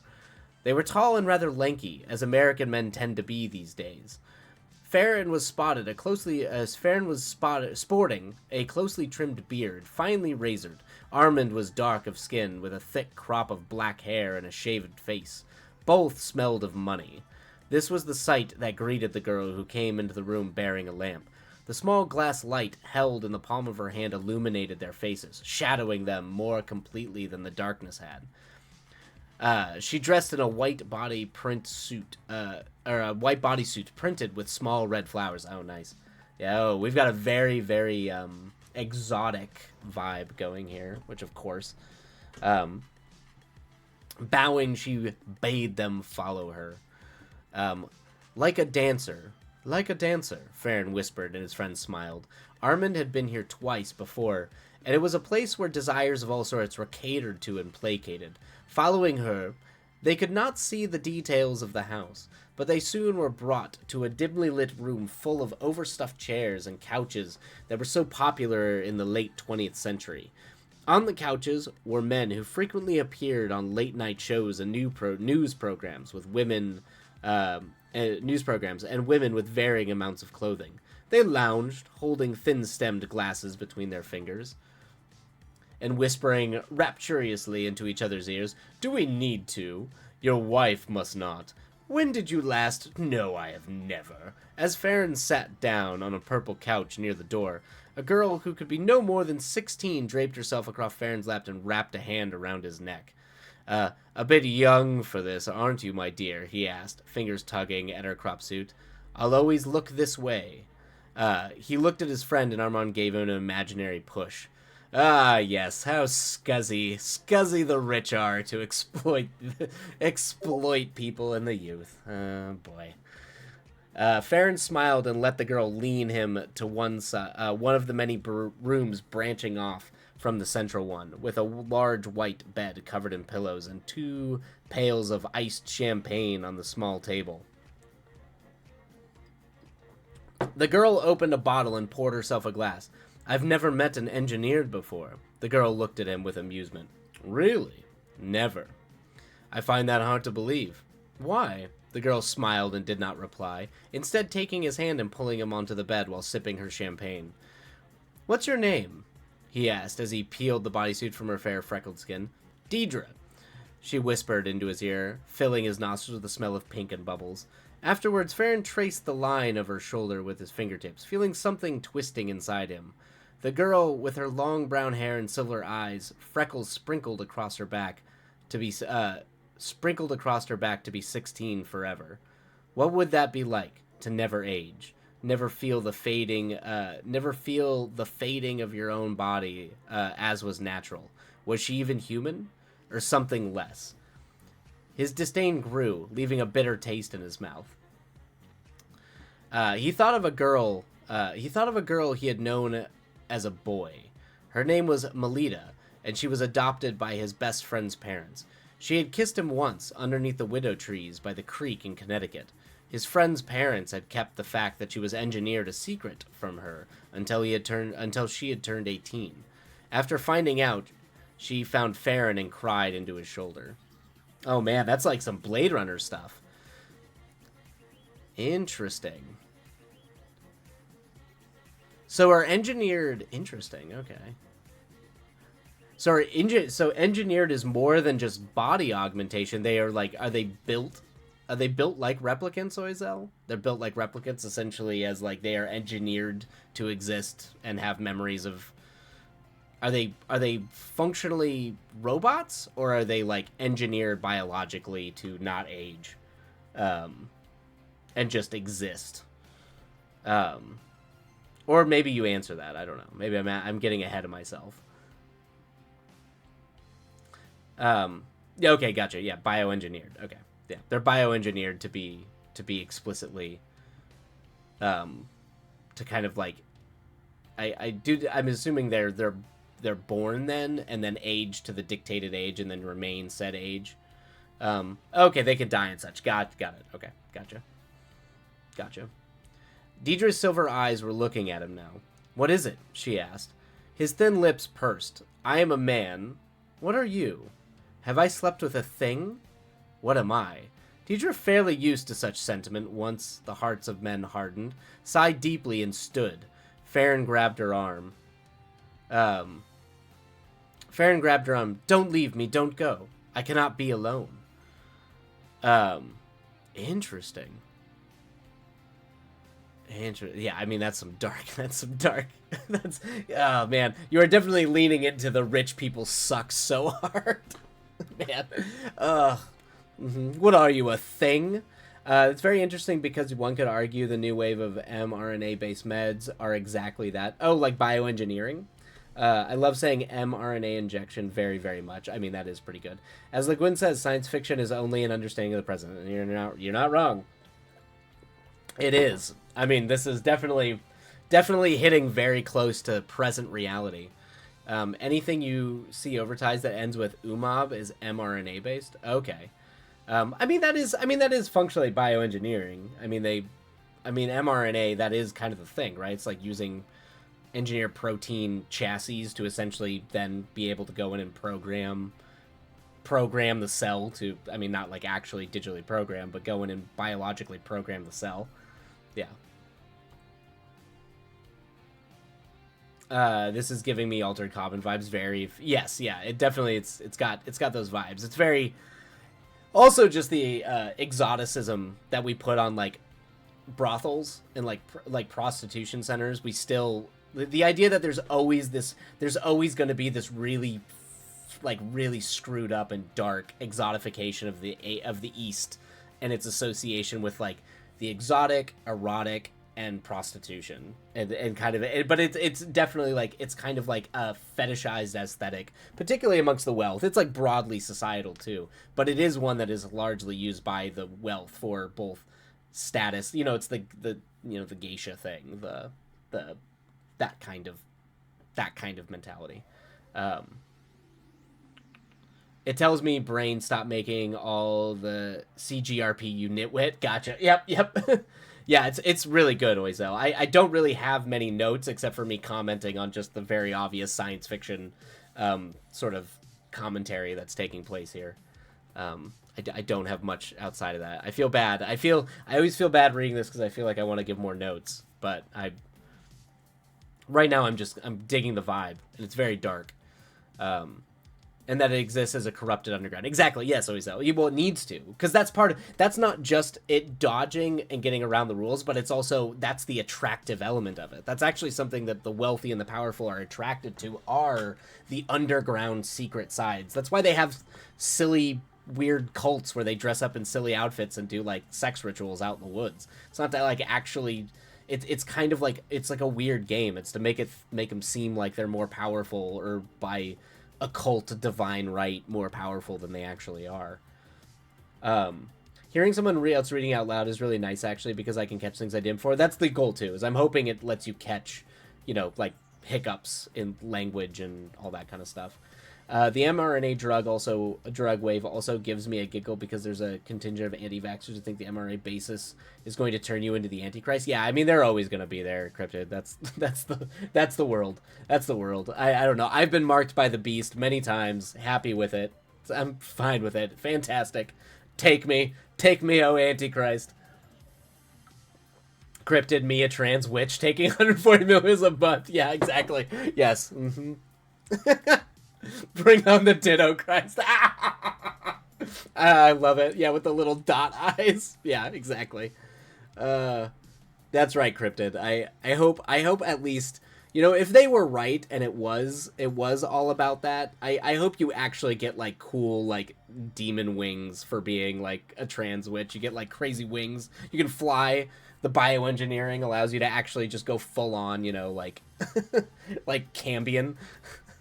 And just start murdering. Yeah, anyway, that actually just sounds like great. I don't know, it's not a bad thing. I'm digging it. Let's fucking go. That would be incredible. The dream, to be honest. I mean, yeah, who doesn't have that dream? There's an idea for you. Just flip the script. Flip the script of the actual Antichrist and all that kind of stuff is actually the way that we postulate the righteous under Christian doctrine, and the devilish evil is actually, like, the righteous. Flip it's kind of what Arthur C. Clarke does a little bit with Childhood's End, a little bit. Turning Pride Month into Pride Demon. Yeah, there you go, exit mark. Beautiful, very clever, love it. I could take credit for it. I saw on Tumblr. Well, that's what Tumblr... I'm glad Tumblr still has some uses, like, for that. All right. Let me dip back here. He thought... I also like this flashback, too. This strange, like, childhood memory. And also that it's always, like... It's so weird. But it's really good. It's really good characterization, but also deeply disturbing, too. These, like, returns to... childhood, blossoming like sexual childhood memories, while also, like, essentially sexually exploiting a secondary class. It's yeah, there's a lot going on. She had kissed him once underneath the willow trees by the creek in Connecticut. His friend's parents had kept the fact that she was engineered a secret from her until she had turned 18. After finding out, she found Farron and cried into his shoulder. Deidre's silver eyes were looking at him now. "What is it?" she asked. His thin lips pursed. "I am a man. What are you? What have I slept with? A thing? What am I?" Deidre, fairly used to such sentiment once the hearts of men hardened, sighed deeply and stood. Farron grabbed her arm. "Don't leave. Don't go. I cannot be alone." "You're a silly boy, my dear. A good night's sleep and some placer will cure any unease that troubles you now." I can't, he whispered, pressing his face into his hands. "I can't." Farron held Melita for the better part of an hour as she sobbed. Finally, her eyes were dried enough to look into his own. "I can't," she choked. Nice. Like the flashback? doing a little Faulkner magic there, Oizel. Having our time passages through italics, or the past memories projecting or being present in the moment. Because Farron's eyes were tortured and she ached from loneliness, Deidre touched his face. What are you afraid of?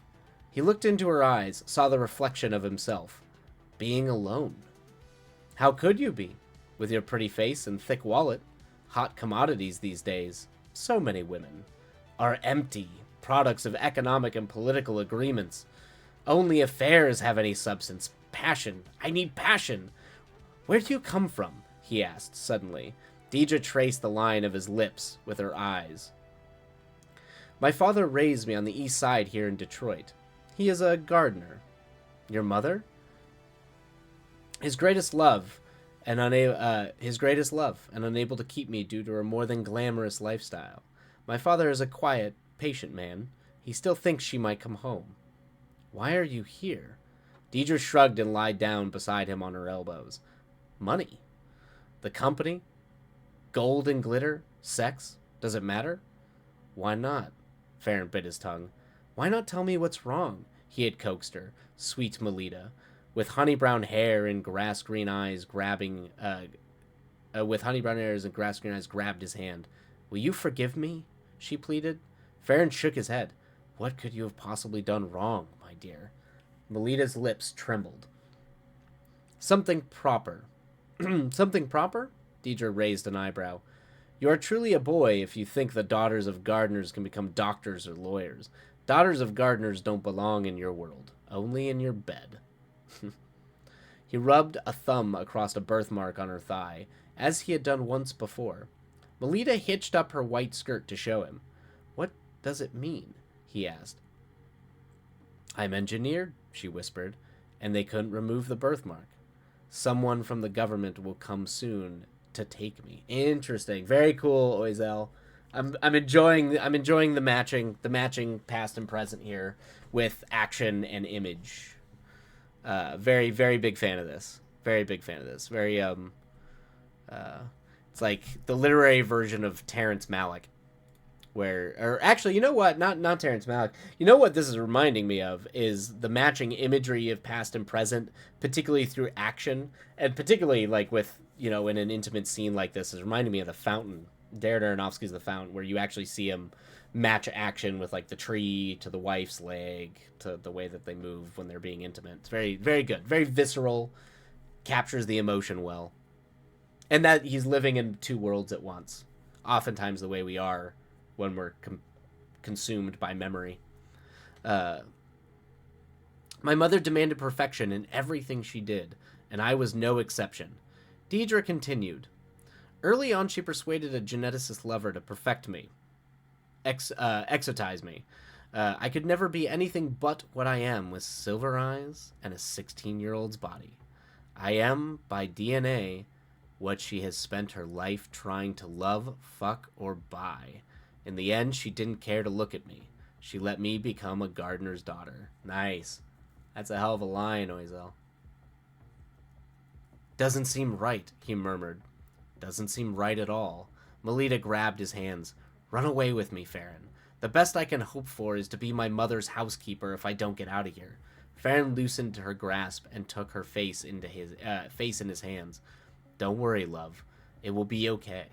Your mother has been with the CIA for 10 years now. They won't come for you. Melita's face fell.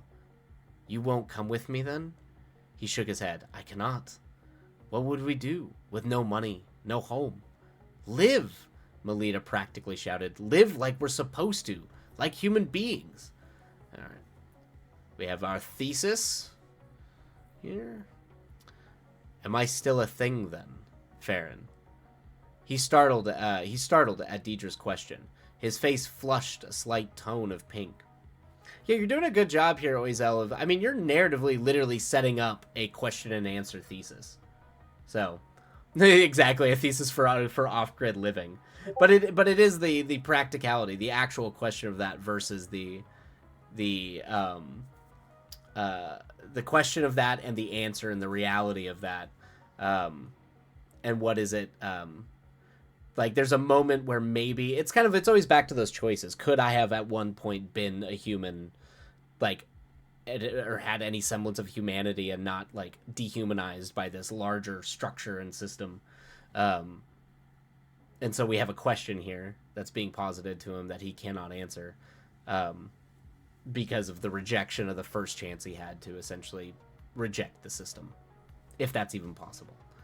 But you're doing a good job, Oizel, of like it's you're setting your thesis. Like, you're setting the opening image and act emotionally as captivating the fundamental question you're trying to explore. So it's you're doing a great job thus far. No, at least I don't think so. But tampering with genetics is illegal, has been for years. To engineer a human, or he gesticulated at her, whatever, it's illegal, and it should be.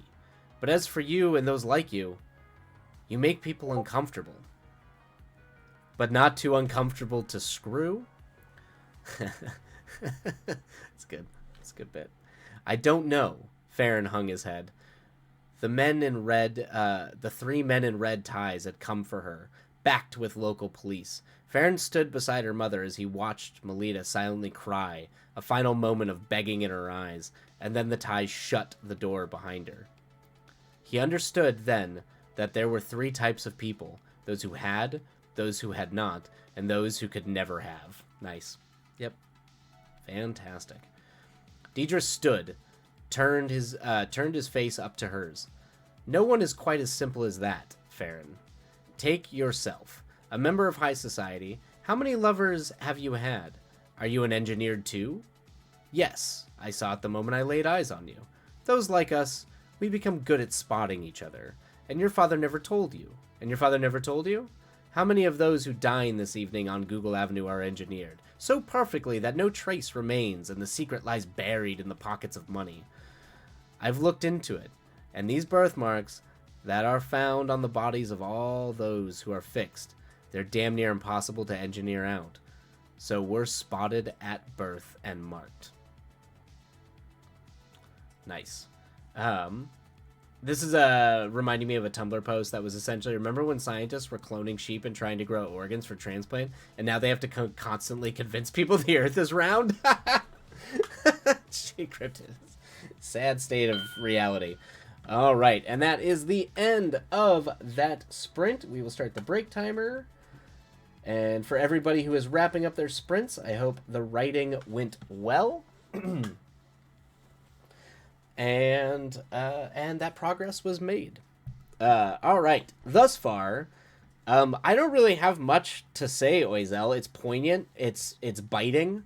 It's clearly an unashamedly a critique, a deep, dark critique. This is so much of the way, this is like a not quite as indulgent version of like half the Dostoevsky books that are some of my favorite books around, which are people talking about, you know, what it means to be human in a society that treats humanity like it's a curse, or having any sense of humanity as a curse. So I like, you're leaning into a lot of the things that I like in my science fiction. So it's automatically gonna bias me to this. But so far, I'm thoroughly enjoying this.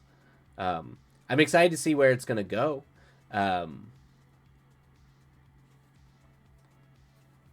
This is really cool. I dig the concept. I'd say my only advice is to balance the dialogue with setting and physical cues to help it feel a little bit more balanced. Otherwise, it could feel a bit too dialogue heavy, but it might not. I think that's the only thing, is I actually think you could describe the world a little bit more, Oizel. I have certain questions about, like, I guess there's parts where you draw a very clear image of how this world works, but there are points we get to where I'm kind of, I kind of have to. You don't want to be overly descriptive, though. You don't want to like bog it down, because you need the flow to work. I mean, it is a child of Russian lit. It is Gogol, so it makes sense. Yeah, it is quintessential Russian author. Yeah, so you're not wrong. That's just what I would tell you as a client. You're probably right, Cryptid. I am often too dialogue heavy. I don't think I would cut any dialogue. I think I would just add a little bit more texture to the world. More like intimate texture, because now that we've kind of left the sort of bird's eye view, which is fine. You don't want to like overwhelm everybody with hyper description of the world. I think your overview, why your overview is good, but as we get closer, it's I kind of want to get it kind of the way that you described the way the light in her hands was illuminating them and illuminating that, like a little bit more of stuff like that, because that's great. That texture, I'm like, I see that in my head. I know exactly what that looks like. um it reminds me of like literally that scene in Skyfall with all the lanterns when they're when he's like floating. It's like the best scene, the best lit scene in that whole movie. But I see the image, and so I think that's it. I think all I would do is, from the moment that we get into these intimate scenarios with them, is getting a little bit more texture, and maybe even a little bit more texture from the memories. But obviously, I know what you're trying to do, where you don't want to bog it down, and you're trying to keep pace. And your pacing is very good. Like it's not boring. It's not dragging at all. So I think it could use maybe just a couple little paprika. I don't know. But like some texture. It's good dialogue though. There's not any lines I would say cut that. Definitely just needs a bit more rounded out. Thank you, Wyatt St. Bright. Got it. Yep. Consider what aspects setting could also lend the atmosphere and mood. Yeah, that's all. Yeah, atmosphere and mood, and that will also affect the emotional state of the character. You're talking a lot about man versus society and the concept of what is fake versus genuine. So consider aspects that lend more to that. Oh yeah. Oh, like texture, like details in the reality that highlight that. Yeah, that's true. That is true, because when you kind of like become hyper aware of when you become like hyper aware of something that either disgusts you or you have an aversion to, you kind of start to see it everywhere. You kind of start to see it, and it kind of like, and you visceral. I know that's, if for whatever reason I get something like hits me in a weird way that makes me kind of queasy feeling, anything that's remotely related to that will kind of trigger that queasy feeling a little bit, so things like that. It doesn't have to be something as visceral as being queasy, but it could be, like sad, moody. Oftentimes I usually think about, like, when you remember, like, if you remember like an ex or something like that, or something from a particularly bad breakup, and you see something adjacent, not something that reminds you of them or your relationship, but sometimes something that's adjacent, it can bring with it a mood, a melancholy, that's almost, you can't explain directly, but it makes sense in the grander scheme of why you would feel that way. In this home, fake plants are real. Yeah, that's a great idea, Cryptid. Fake plants versus real plants. Yeah. Robot vacuum going about as they talk. Yeah, I mean, it's a brothel, so I assume like plants is a really good one too, because we already have fake plants all the time. Um, like exotic fake plants or something like that. And how does it change the way that they look? Yeah, that's a fantastic idea.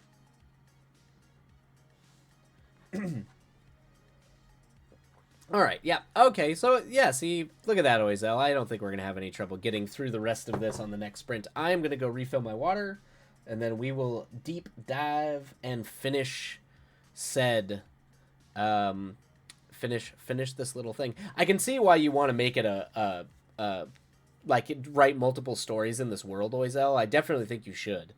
I definitely think that, like, kind of having like a tech hub city is really fun. And I like the idea of, it's like clean, but then you can kind of like pull it back a little bit, maybe show the dirt and the grime and the nastiness underneath it, even though a lot of it on the surface is being wiped away. The only reason is because, like, have visceral. I used to go to San Francisco a lot, and I still go to San Francisco for work, and there are distinct memories of what it was like to go to San Francisco in like 2013, 2014, 2015, and what it's like going down or going up to San Francisco now. And you can kind of see that, like, that bleak dystopian tech world, like, as it's broken. But the nice thing is, with sci-fi, you can overlay them together where one is kind of on top of the other, and as you start to pull one back, the other one shows up. the more dystopian, dark, trashy, gross, the misery of society thing kind of gets revealed. There's a lot of it. Yes. Even the food, is it altered to be more healthy, like fake sugars, keto friendly? Oh, that's cool. Yeah. All those little details, like the pure artifice of the world. Lot to explore. Yi is what I do. And Armand's story, which is coming up next after Farron's, really adds to it. Perfect. Awesome. Cool. Yeah, lots of ideas, lobbing ideas to authors to choose from. Yes, lots. All the ideas. All right, I'm going to restock on my water, and then we will get started on the next sprint. The next sprint, and the next, we'll go ahead and finish the story. All right, and I'm going to run an ad, so everybody go get some tea, step away, and we'll be back and keep on rolling.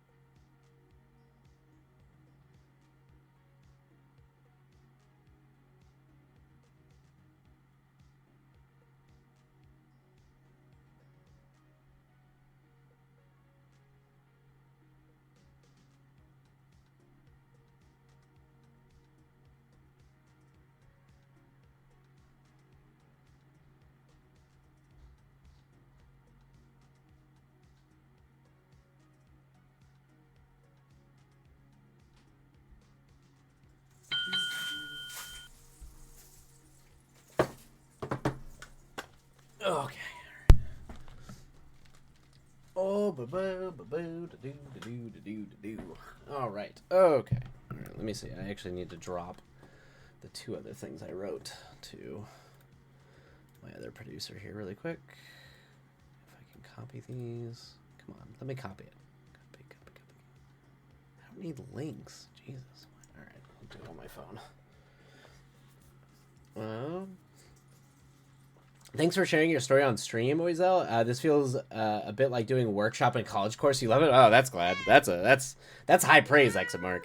I just me, little old Wildlight, as making it up as I go. Have no idea what I'm doing. And Cryptid is definitely going to be the voice of authority for most of these. Cryptid. This is like Cryptid's wheelhouse. I just kind of, I just say my crap. Just say my crap, and whoa, princess. All right. Thanks for being here. Of course, sadly, I gotta run. Forgot I need to be up early for adult things. Partner just reminded me. Go get some rest. Rest up, Cryptid, and give Princess my love. She's gonna get it. I'll try to read the rest on this and have a moment. Perfect. Of course. Thank you as always, Cryptid. Thank you for your insights. Yeah, please get some rest. Rest up, and have a good day. Good night, Cryptid. Okay, all right. I know, Princess. All right, we got to just do this really quick, and then we'll get started on the next sprint, and we'll go ahead and finish Oizel's story. Come on.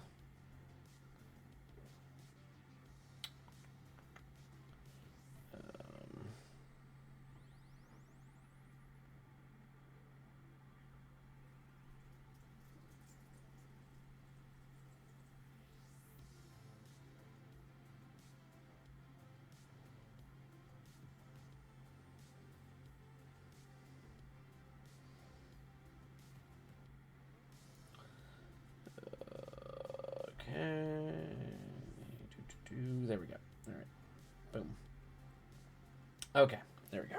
All right. Makes sense. So he can do that. All right. All right. Let's get rolling, everybody. Oh, sorry, princess. Love you all. Take care. Have a great night. Love you all. Crib. Take care. All right. Let us go ahead and get started. For everybody out there who's writing, feel free to mute, because we are going to finish reading the story, and we will see you on the other side. So happy writing, get those words done, and hopefully they treat you well. Happy writing, and away we go. All right.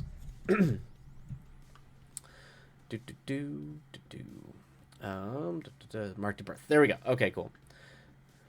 The government makes sure we can't reproduce, and then we are assigned to care of wealthy homes and insatiable humans. And they find their experts in disguise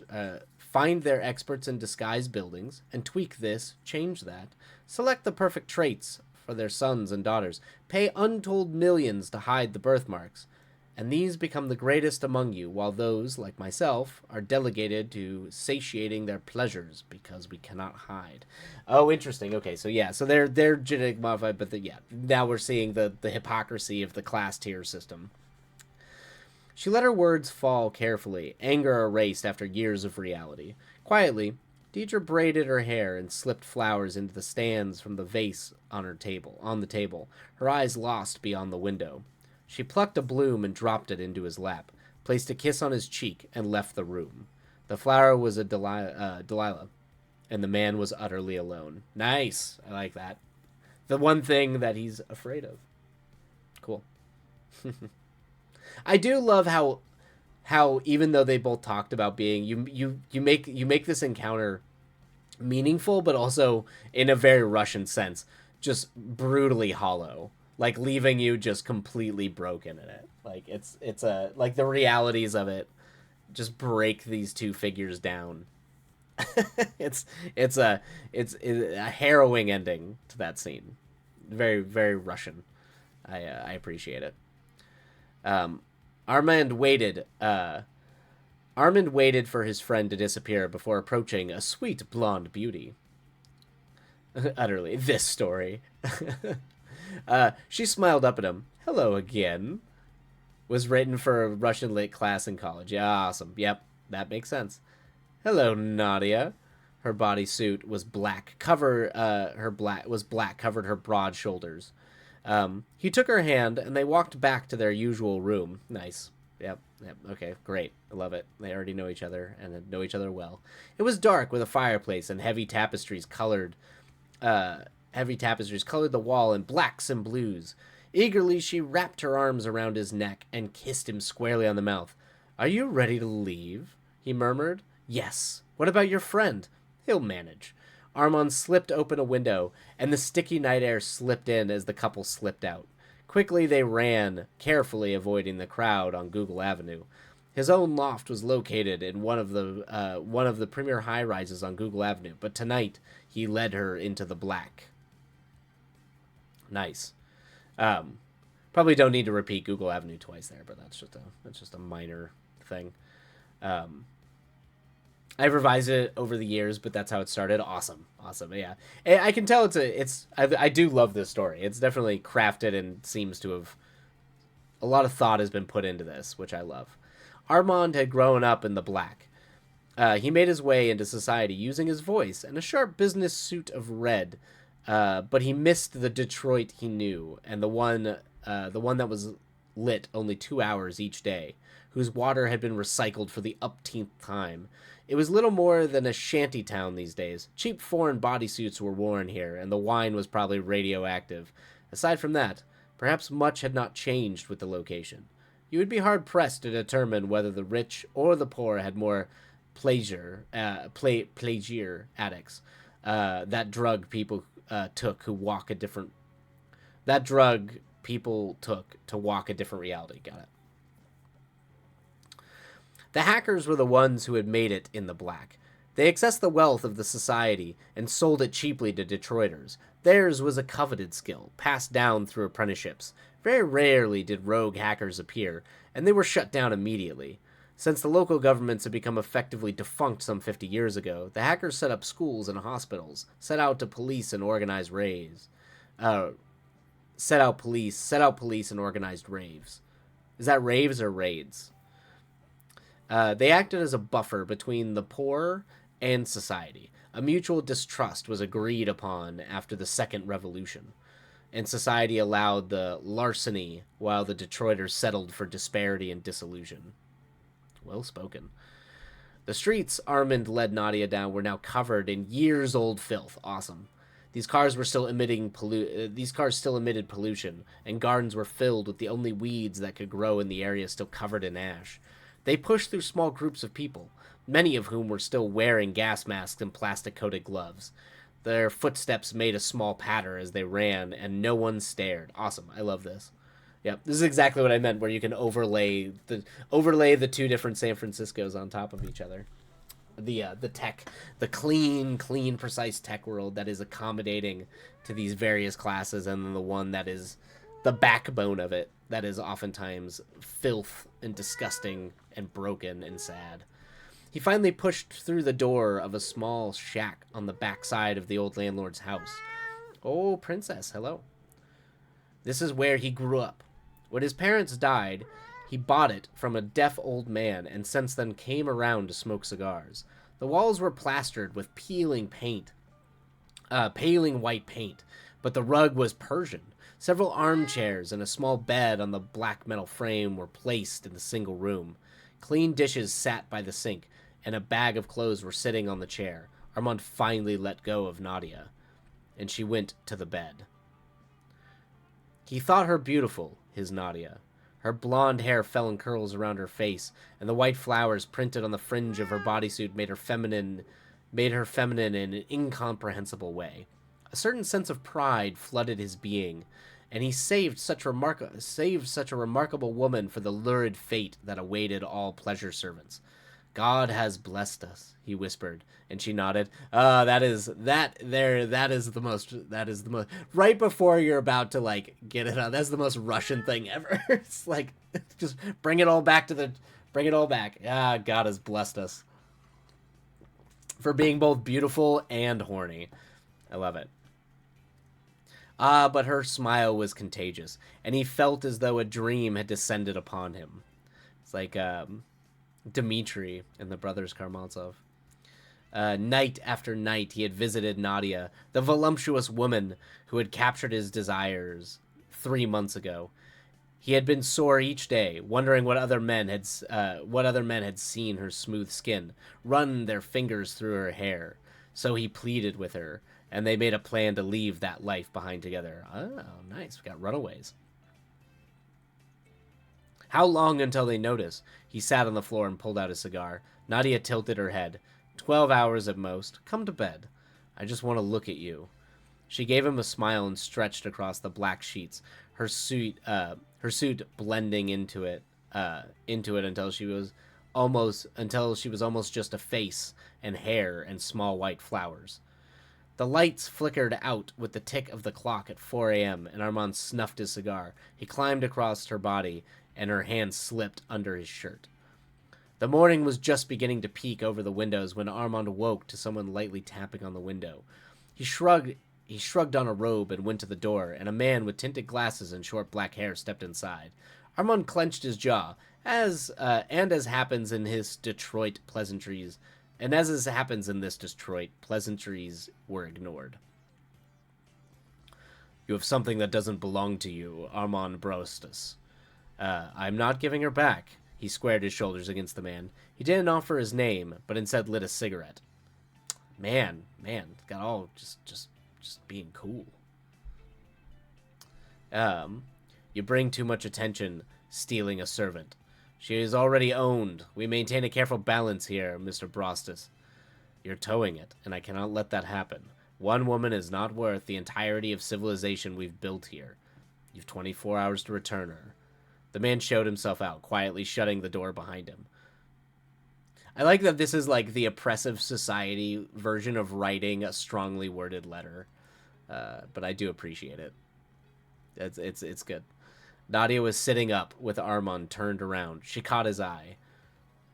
No, he replied to her unspoken question. I'll be damned if you're going anywhere. They can go fuck themselves all to hell. She smiled again, and he could not tell what she was thinking. They spent the day. They spent the day easily, eating fresh bread and cheese and trading stories their parents had told them the days before the second revolution. Their bodies tangled, and Nadia wiped him out in a game of chess. That night, when the lights turned on, they returned to bed with roaming fingers, and Armand tried to steamy his heavy heart. Here, she pulled a small bag out of the interior breast pocket. Blue powder shimmered. Taking the bag from her, Armand swept the hair from her eyes. I didn't know you had a taste for plaisir. A few times to get me through the days. Just once more, then never again. Nadia nodded, and he opened the bag, wet his finger, and scooped up the powder. She held out her tongue, and he turned it blue. It dissolved quickly, and he took a dose of his own. He was nuzzled against her breast when the music began. You hear it? Mm-hmm. She took his hand and pulled him onto the floor, their feet sinking into the rug. A slow hum with a vibrato twinge scuttled about them, and they danced to avoid collusion. Slowly, the ballroom began to build, and two men opened the thick oak doors to let them through to the dance floor. Very cool. The orchestra set up in the back corner slowly added violas and odes. I always forget how to pronounce this, but odes, and obes to the hum. They donned their masks and joined the hundreds of other couples dancing. There was no ceiling, just a golden room left over from the 19th century with red marble floors and a star-studded sky. The sky, it was clear, without the red haze. Nadia's dress was silky and silver, studded with pearls, and Armand could not hold her tightly enough. They danced more urgently now that the violins sang and the cellos thrummed. A whirl in between couples, toes stepping on cold marble, gold walls with blue shimmering glass. Let's go, Nadia whispered, and she took his hand and ran for the glass. They leapt through into the night. The earth had grown up here. The sound of the orchestra followed them, running in the dense woods. Armand felt free and safe. Cymbals crashed. Cymbals crashed. They ran through a river, and he felt his own legs beginning to change. Looking to Nadia, he found a white doe with startling blue eyes flick her tail up and disappear into the flowers. He pawed the ground and joined her, his antlers scraping tree bark while the tympanus pounded. This is awesome, Moiso. I love the drug turning into this sort of like shared, almost psychedelic, but also like virtual world experience, because it kind of works in like a VR. It's like a psychedelic VR experience. And that they get to literally run with the deer. You can actually experience what it is like to be a butterfly. But are you actually experiencing what it's like to be a butterfly? These questions. She stopped in a field of moonflowers, turned, stood naked for him. He approached her and pressed his hand to her belly, imagining the quick of child within her. Very cool. Yeah, the inspiration is obvious. Sucker Punch is one of my favorite movies. Gotcha. Okay. That makes sense. Okay. This makes sense then. Laying Nadia down, he brought his love to her.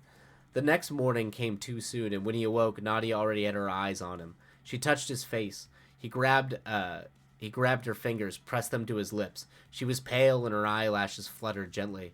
My sweet, are you feeling all right? Nadia laid across him, felt his arms encircle her. Well enough. What's wrong? The chip they planted in our ankles when we began to serve. She laid her head back down on his chest. I disabled it right before I came for you. There's no way. Armand began to shake. Nadia's eyes closed again, and she offered nothing. Somewhere, a man with tinted glasses and short black hair did what he did best while lovers fell asleep in the dim light.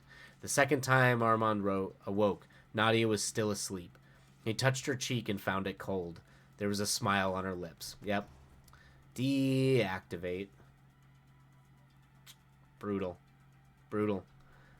There are few things that do not start on Google Avenue, and few things that do not end. It's yep. Now you're doing you're around at the Hotel California. Um, this carefully manicured world exists by sheer blindness and will. Awesome. Willfully obvious to the dark and destroyed. Society is nervous, wary of the gasoline it stands in, knowing that soon someone will drop a match.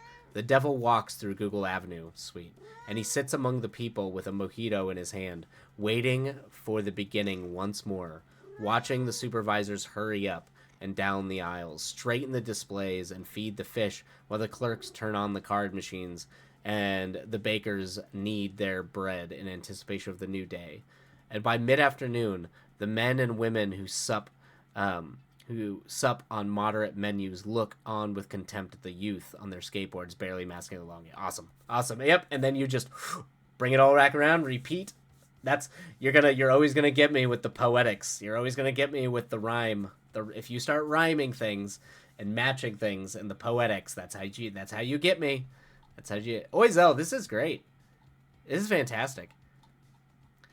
I also love the image of the devil not always being a villain, and also it's like back to the old trickster, the old mythological trickster idea of the devil, where it's this figure is just waiting that the world can move again, and this whole thing has to burn in order for anything to move once more, that it's caught in a stasis, the self atrophying stasis that comes with sort of an Ouroboros.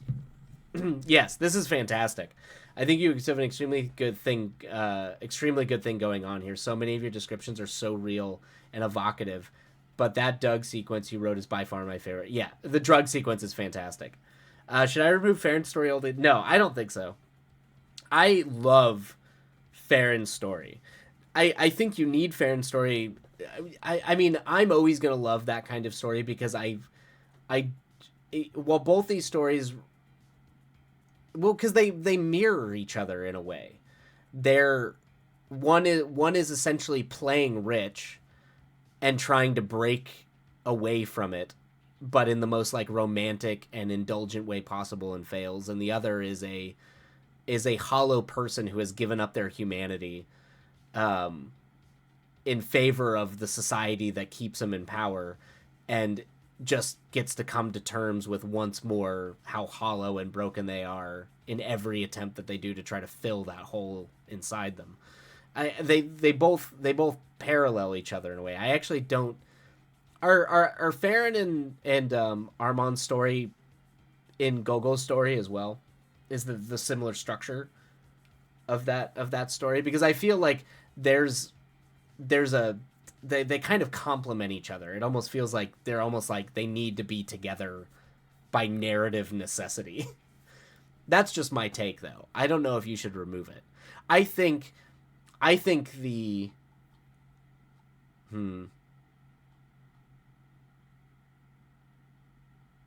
just has one. Interesting. Okay. Well, then I would absolutely keep the other. Absolutely keep the other one then.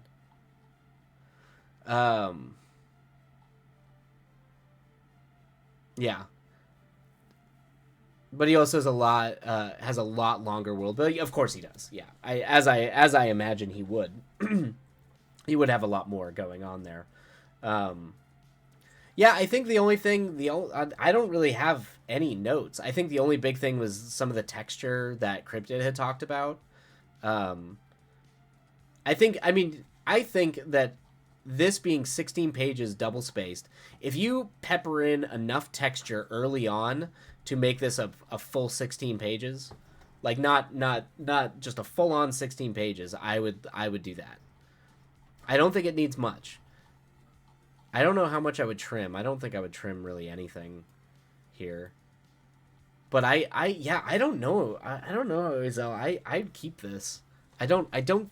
Are you worried that the submission, like, it's too long? That they'll prefer shorter submissions? The thing is like 35 pages in total, if I remember right. Oh, that makes sense. Okay, yeah. Don't really have a lot of criticism outside of what was mentioned before, but in my honest opinion, that final dialogue from Deidre could be enhanced a bit. My main quibble is with the way that Farron being an engineered is glossed over in the prose itself. I think it might hit harder if her dialogue was reframed, for that information to be mentioned toward the end. The way it is now with the exposition that follows, it kind of gets blurred. Okay, yeah, I guess you could like make it. I mean, it was pretty clear to me, but yes, I think if you want to make that really hit hard, you know that he's essentially an engineer in hiding and been lied to about it. Um, that might hit. But otherwise, I'm clawing at the bars of my enclosure. Would love to read more stories. Yeah, I absolutely think that this sets up a fantastic world for you to keep exploring too. This could literally be an entire collection of short stories in this world, Oizel. Pretty, I confident in that. Not really. You're the introduction. Okay, I'm afraid it's taking too long to get to the characters. I mean, it's only what 3 pages.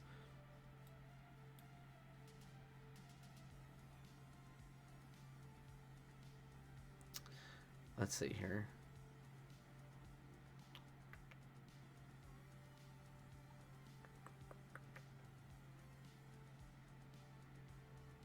Oh no, okay. So it's like 4 pages. Hmm. Hmm.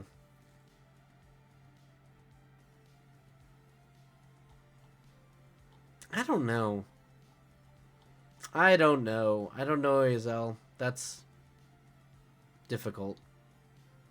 Winesburg, Ohio style, lol. I. Hmm. I mean the reader in me, and the kind of reader I mean, you have to, this is me.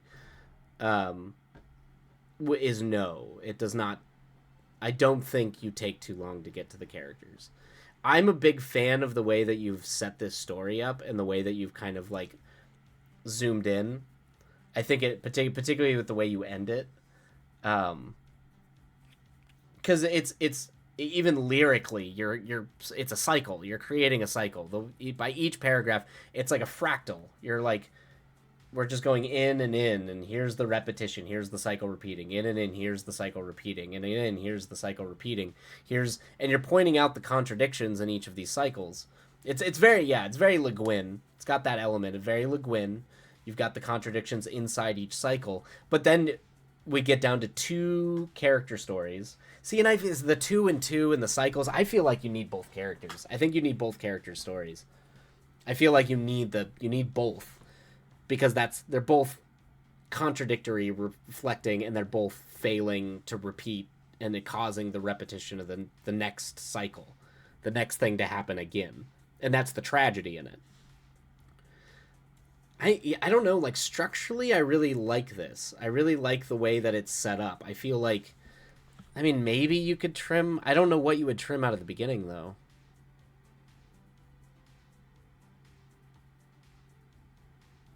Hmm.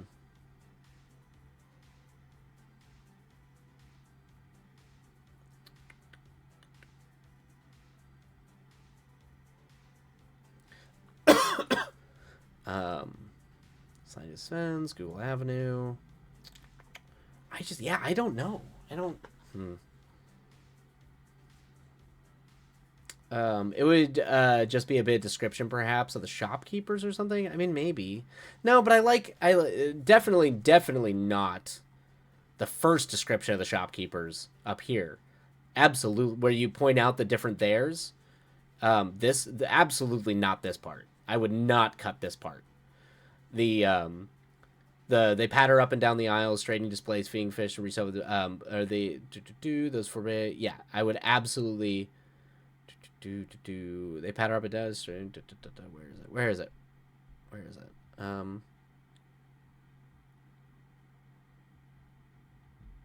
Yeah, this I would not get rid of. No. Um, it's a little below where you were. Okay. Um, their blouses change with, yeah, because I love this call and repeat right here is big. It's thematically poignant too. Um, um, Pseudo-Americally clanking. The sidewalks, the men and women are joined. Salaries delivery workers with packages each morning off. The bakers have wiped clean their windows to advertise the delights of whole grain pastries, real fruit, apple pies, the hungry passerbys. On the corner between Microsoft Tech Inc. and Fourth Hand Adequate Boy stands Google chip upgrade. Charming pink lips. People stop at the booth. Gradually, the sidewalks swell with people. Firmly said, okay. Yeah, I don't know. You're painting. Look here, see that. That's all good. By mid-morning, salesmen establish themselves. Bodysuits.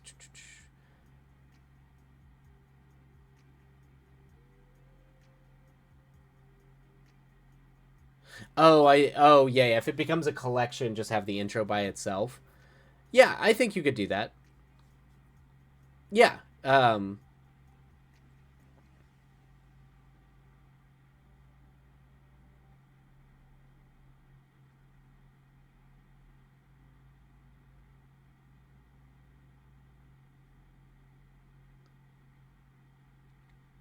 Yeah, I think let's see.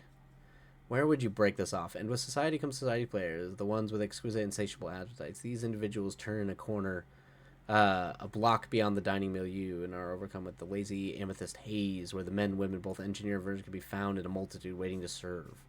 The red light district. It is here beneath the clouded lights and the smell of dew clinging concrete that fair. Okay, there we go. Yeah. Yeah, so I mean, I guess you could just like cut off like I guess you could like kind of end it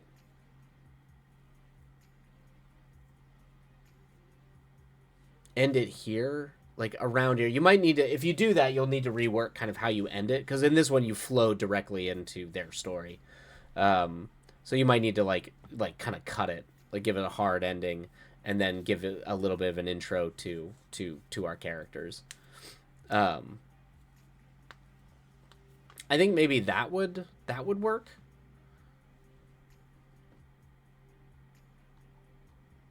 But I don't. If you submit it just as a story on its own, I don't think. Yeah, it would need a different setup for sure.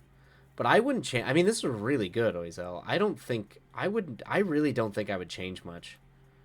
I would add some texture bits. Maybe lean into. I liked Cryptid's comment about the plants focusing on what's real and what's fake, and kind of like maybe like letting that kind of live in kind of the mood of the characters a little bit more. But I mean, that's like tiny additions to just kind of accent what's already there. But I mean, you might get some notes back that it's too long just because we don't see this as often anymore. But it doesn't read as indulgent at all. It's well paced. It's very well paced. It's fast. It doesn't feel like a drag to get to those characters. I feel like if it had gone on for longer, it would start to feel like a drag. But I don't think you overstay your welcome there. Um, yeah, I don't think I don't know. I would not cut anywhere.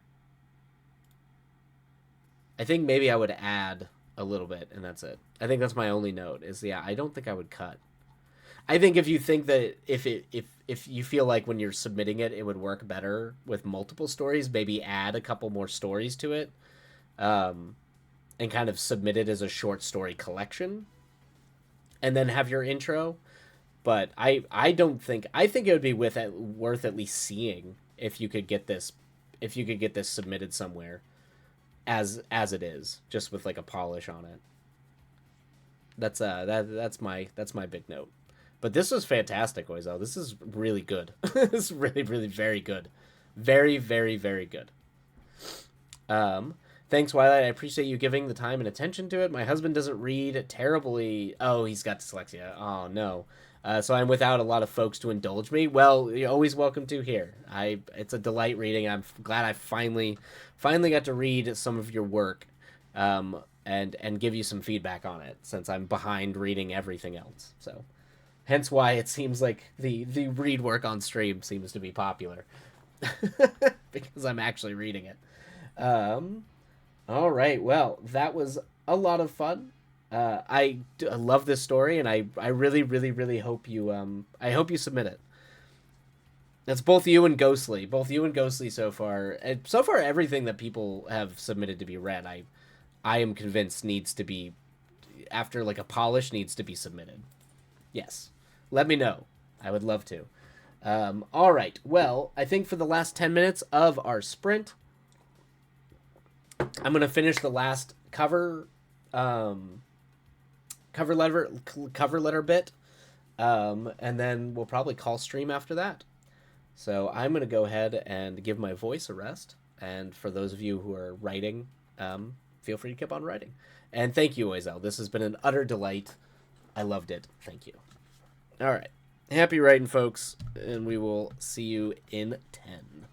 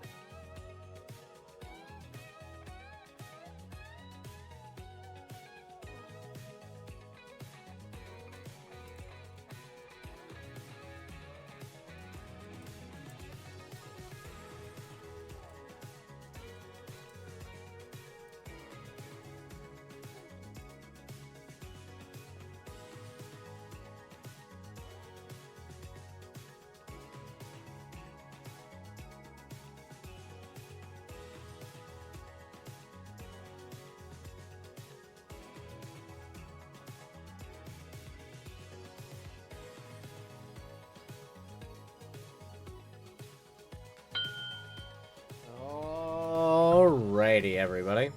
That is the end of that sprint. And thusly the end of the stream. Also, because my voice is starting to go out. Oh, who did hydrate? I missed it. Oh, thank you, Oizel, for the hydrate. Thank you. I just saw that now. But yes, hydrate, everybody. Everybody, drink. Drink water.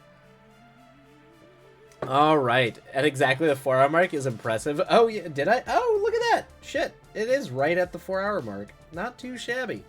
Cool. How about that? It feels like efficient today. I feel like the past couple times since we've done the 4 sprints at 40 minutes now, it usually goes to close to 4 hours and 20 minutes, but how about that? All right, everybody. I feel like I'm trying to write in French when I don't speak French. It is kind of like, that's not a bad way to describe it. It is kind of like learning a new language, so that is true. All right. But that is going to be the end of today's stream, sadly. I do need to go make dinner and continue to work on this and try to get these submissions out tonight. And hopefully get some writing done later this evening. So, but I will be there tomorrow. Tomorrow, Friday. Usual time, 3 p.m. Pacific time.